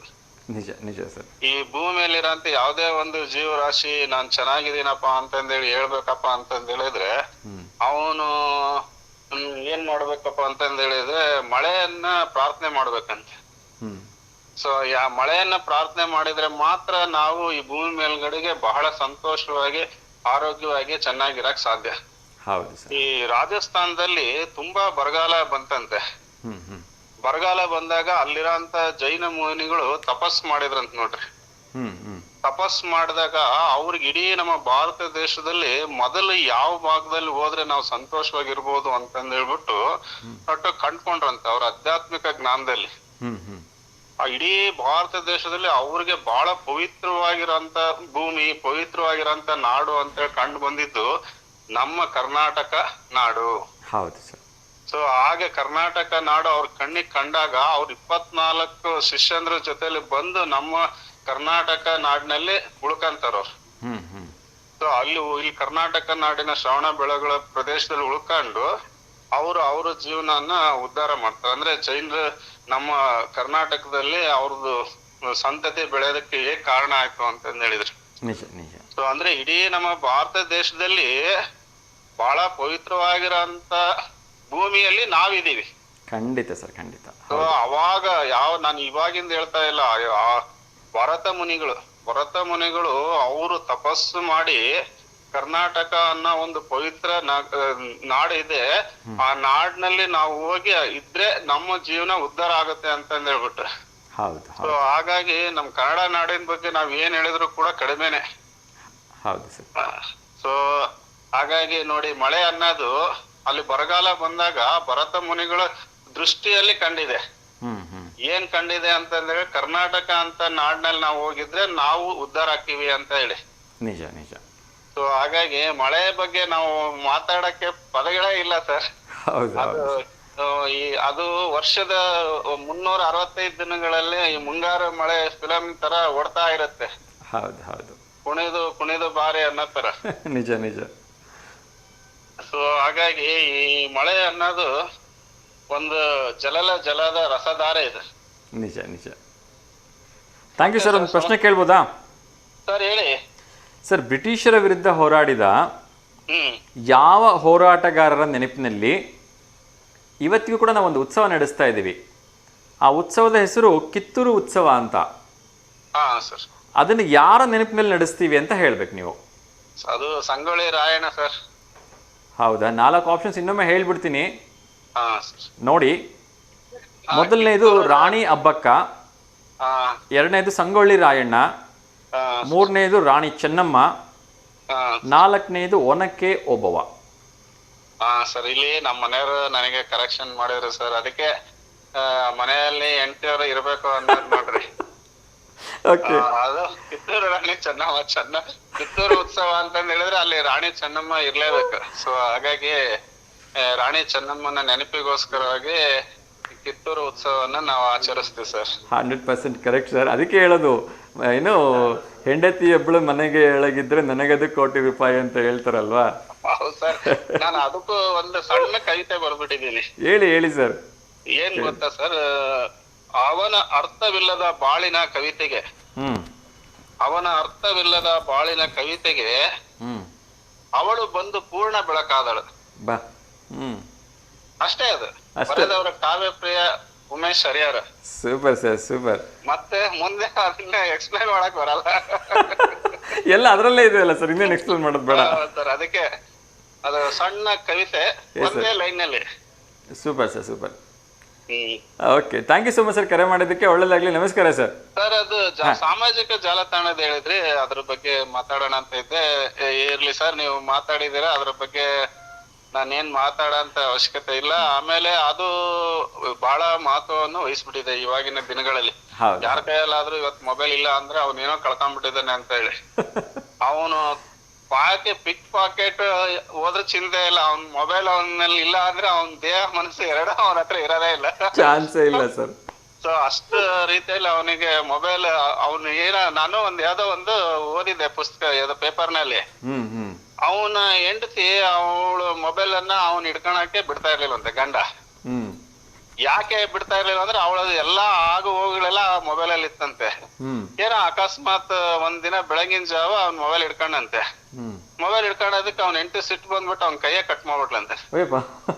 ಸೊ ಅಷ್ಟು ನಾವು ಆ ಮೊಬೈಲ್ ಮೇಲ್ಗಡೆಗೆ ಪ್ರೀತಿ ವ್ಯಾಮೋಹನ ಬೆಳೆಸ್ಕೊಂಡ್ಬಿಟ್ಟಿದೀವಿ. ಸೊ ಹಾಗಾಗಿ ಈ ಸಾಮಾಜಿಕ ಜಾಲತಾಣ ಅನ್ನೋದು ಎಷ್ಟು ಮಹತ್ವವನ್ನು ವಹಿಸಿದೆ ಅಂದ್ರೆ ಈ ಮೊಬೈಲ್ ನಲ್ಲಿ ಒಳ್ಳೆಯದನ್ನ ಸ್ವೀಕರಿಸೋರಿಗೆ ಅದು ಅದರ ಶ್ರೇಷ್ಠತೆಯನ್ನು ಕೊಡುತ್ತೆ. ಅದೇ ಒಳ್ಳೆಯದನ್ನ ಬಿಟ್ಟು ಕೆಟ್ಟದನ್ನ ಸ್ವೀಕರಿಸೋರಿಗೆ ಆ ಮೊಬೈಲೇ ಅವರಿಗೆ ವಿನಾಶದ ಹಾದಿಯನ್ನು ತೋರಿಸ್ಬಿಡುತ್ತೆ. ನಿಜ ನಿಜ. ಸೊ ಹಾಗಾಗಿ ಎಷ್ಟೋ ಆತ್ಮಹತ್ಯೆ ಕೇಸುಗಳು ಇತ್ತೀಚಿನ ದಿನಗಳಲ್ಲಿ ಈ ಮೊಬೈಲ್ ನಿಂದಲೇ ಆಗಿದಾವೆ. ಹೌದು ಸರ್, ಹೌದು. ಆಮೇಲೆ ಎಷ್ಟೋ ಜನಗಳಿಗೆ ಈ ಮೊಬೈಲ್ ಇಂದ ಸಾಲಗಾರರಾಗಿದ್ದಾರೆ. ಆಟ ಆಡಿ ಆಡಿ ಆಡಿ ಆಡಿ ಸಾಲಗಾರರಾಗ್ಬಿಟ್ಟು ಅವರು ಫ್ಯಾಮಿಲಿನ ಬಹಳ ದುಃಖದ ಸ್ಥಿತಿಯಲ್ಲಿ ಇಟ್ಟು ಹೋಗಿದ್ದಾರೆ. ಸೊ ಹಾಗಾಗಿ ಜಾಲತಾಣದಲ್ಲಿ ನಾವು ಏನ್ ನೋಡ್ಬೇಕು ಏನ್ ನೋಡ್ಬಾರ್ದು ಅನ್ನೋದೇ ಒಂದು ದೊಡ್ಡ ಸಮಸ್ಯೆ ಆಗ್ಬಿಟ್ಟಿದೆ. ನಿಜ ಸರ್, ನಿಜ. ಇದನ್ನ ತಡೆ ಹಿಡಿಯೋದಕ್ಕೆ ಸದ್ಯದ ಪರಿಸ್ಥಿತಿಯಲ್ಲಿ ಯಾರ ಕೈಯಲ್ಲೂ ಸಾಧ್ಯ ಇಲ್ಲ. ಆದ್ರೂ ಈ ಸಾಮಾಜಿಕ ಜಾಲತಾಣದ ವ್ಯಾಮೋಹನ ನಾವು ನಮ್ಮ ಭಾರತ ದೇಶದಲ್ಲಿ ಒಂದು ಆಧ್ಯಾತ್ಮಿಕ ನೆಲೆಗಟ್ಟಿನಲ್ಲಿ ತಡೆ ಹಿಡಿಯುವಂತ ಒಂದು ಪ್ರಯತ್ನವನ್ನ ಮಾಡ್ಬೇಕು ಅನ್ನೋದನ್ನ ನಾನು ಕಳಕಳಿಯಿಂದ ಎಲ್ರಲ್ಲೂ ಕೇಳ್ಕೊಳ್ತೀನಿ ಸರ್. ಯಾಕಂದ್ರೆ ಇದನ್ನ ಯಾಕಂದ್ರೆ ಮೊಬೈಲ್ ಬಿಟ್ಟು ನಮ್ ಪ್ರಪಂಚ ಇಲ್ಲ ಇವಾಗ. ಸದ್ಯದ ಪರಿಸ್ಥಿತಿಯಲ್ಲಿ. ಹೌದು ಸರ್. ಏನೇ ಕೆಲಸಗಳಿದ್ರೆ, ಈಗ ಬ್ಯಾಂಕಿಂಗ್ ಕೆಲಸಗಳಿದ್ರು ಕೂಡ ಈಗ ಮೊಬೈಲ್ ನಲ್ಲೇ ಆಗ್ತವೆ. ಸೊ ಹಾಗಾಗಿ ಈ ಮೊಬೈಲ್ ನಿಂದ ಆಗುವವುಗಳನ್ನ ತಡೆ ಹಿಡಿಯೋದಕ್ಕೆ ಸ್ವಲ್ಪ ಅವರ ಮನಸ್ಸಿನ ಸ್ಥಿತಿಗತಿಗಳನ್ನ ಅವರು ಸೀಮಿತದಲ್ಲಿ ಇಟ್ಕೋಬೇಕು ಅನ್ನೋದು ಒಂದೇ ನನ್ನ ಪ್ರಾರ್ಥನೆ. ಯಾಕಂದ್ರೆ ಈ ಮೊಬೈಲ್ ಇಲ್ಲ ಅಂದ್ರೆ ಅವನು ಏನೋ ಕಳ್ಕೊಂತಾನೆ, ಆ ಮೊಬೈಲ್ ನಲ್ಲಿ ಬರೋ ಲಾಭಗಳನ್ನು ನೋಡಕ್ಕೆ ಅವನ ಕೈಯಲ್ಲೂ ಏನು ಇಲ್ದಂಗ ಆಗ್ಬಿಡುತ್ತೆ. ಎಲ್ಲೋ ಒಂದ್ ಕಡೆಗೆ ಅವನೆಲ್ಲೋ ಒಂದ್ ದುಡ್ಡು ಹಾಕಿರ್ತಾನೆ, ಇಲ್ಲ ಯಾವ್ದೋ ಒಂದ್ ಲೋನ್ಗೆ ಅಪ್ಲೈ ಮಾಡಿರ್ತಾನೆ, ಮೆಸೇಜ್ ನಲ್ಲಿ ಇನ್ನಾದ್ರೂ ಬರ್ಲೇ ಇಲ್ವಲ್ಲ ಅಂತೇಳಿ ನೋಡ್ತಾ ಇರ್ತಾನೆ. ಸುಮ್ನೆ ಅಲ್ಲಿಗೆ ಹೋಗಿ ನೋಡೋದಕ್ಕಿಂತ ಬಂತಲ್ಲ ಅಂತ ಇಲ್ಲೇ ಖುಷಿ ಆಗ್ತಾನೆ. ಸೊ ಹಾಗಾಗಿ ಮೊಬೈಲ್ ಅನ್ನೋದನ್ನ ಸಾಮಾಜಿಕ ಜಾಲತಾಣದಲ್ಲಿ ಒಂದು ಇದನ್ನ ಕೆಟ್ಟದ್ದನ್ನ ತಡೆ ಹಿಡಿಯೋದಕ್ಕೆ ಒಂದು ಪ್ರಯತ್ನವನ್ನ ಮಾಡಬೇಕು ಅನ್ನೋದು ನನ್ನ ಒಂದು ಕಳಕಳಿ ಮನವಿ ಸರ್. ಒಳ್ಳೇದಕ್ಕಿಂತ ಕೆಟ್ಟದ್ ಜಾಸ್ತಿ ಆಗ್ತದೆ, ಕೆಟ್ಟದ್ದನ್ನ ತಡೆ ಹಿಡಿದ್ರೆ ಒಳ್ಳೇದ್ ಖಂಡಿತ ಜಾಸ್ತಿ ಆಗುತ್ತೆ ಅಂತ ಹೇಳಿ. Yes sir. Thank you so much sir. ಖಂಡಿತ ನಿಮ್ಮ ಒಂದು ಪಾಯಿಂಟ್ಸನ್ನ ನಾವು ಕೂಡ ಅಕ್ಸೆಪ್ಟ್ ಮಾಡ್ಕೊಳ್ತೀವಿ. ಎಲ್ಲರೂ ಕೂಡ ಒಳ್ಳೆದಿನ ಮೊಬೈಲ್ನ ಯೂಸ್ ಮಾಡಲಿ ಅಂತ ಕೇಳ್ಕೊಳ್ತೀನಿ sir. Thank you so much sir ಕರೆ ಮಾಡಿದ್ದಕ್ಕೆ. Thank you. ಧನ್ಯವಾದಗಳು. ನಮಸ್ತೆ ಸರ್. ನಮಸ್ತೆ. Thank you. ಎಸ್ ವೀಕ್ಷಕರೇ, ಸೊ ಇವತ್ತು ವಿಶೇಷವಾಗಿ ಸಾಮಾಜಿಕ ಜಾಲತಾಣದ ದಿವಸ. ಮೊಬೈಲನ್ನು ಒಳ್ಳೆಯದಕ್ಕೆ ಮಾತ್ರ ಉಪಯೋಗಿಸ್ಕೊಳ್ಳಿ. ನೀವು ಹುಷಾರಾಗಿರಿ, ನಿಮ್ಮ ಕುಟುಂಬದವ್ರ ಜೊತೆನೂ ಹುಷಾರಾಗಿರೋದಕ್ಕೆ ಸಹಕಾರವನ್ನು ನೀಡಿ ಅಂತ ಕೇಳ್ಕೊಳ್ತಾ ಇವತ್ತಿನ ಕಾರ್ಯಕ್ರಮವನ್ನು ಮುಗಿಸ್ತಾ ಇದ್ದೀನಿ. ಎಂದಿನಂತೆ ಲೋಕ ಸಮಸ್ತ ಸುಖಿನೋ ಭವಂತು, ಸರ್ವಜನ ಸುಖಿನೋ ಭವಂತು, ಸಮಸ್ತ ಲೋಕ ಸನ್ಮಂಗಲಾನಿ ಭವಂತು ಅಂತ ಹೇಳ್ತಾ ಇವತ್ತಿನ ಕಾರ್ಯಕ್ರಮಕ್ಕೆ ವಿರಾಮ ಹಾಡ್ತಿದ್ದೀನಿ. ಮತ್ತೆ ನಾಳೆ ಎಂದಿನಂತೆ ಬೆಳಗ್ಗೆ 10:30ರಿಂದ 11:30 ನೇರ ಪ್ರಸಾರದಲ್ಲಿ ನಿಮ್ಮನ್ನು ಭೇಟಿ ಆಗ್ತೀನಿ. ಅಲ್ಲಿವರೆಗೂ ವಿವರವಾಗಿ ಎಲ್ಲ ಕಾರ್ಯಕ್ರಮಗಳನ್ನ ನೋಡ್ತಾ ಇರಿ, ಆಶೀರ್ವಾದ ಮಾಡ್ತೀನಿ ಅಂತ ಕೇಳ್ಕೊಳ್ತೀನಿ. ಎಲ್ರಿಗೂ ಒಳ್ಳೆಯದಾಗಲಿ. ಶುಭಮಸ್ತು. ನಮಸ್ಕಾರ.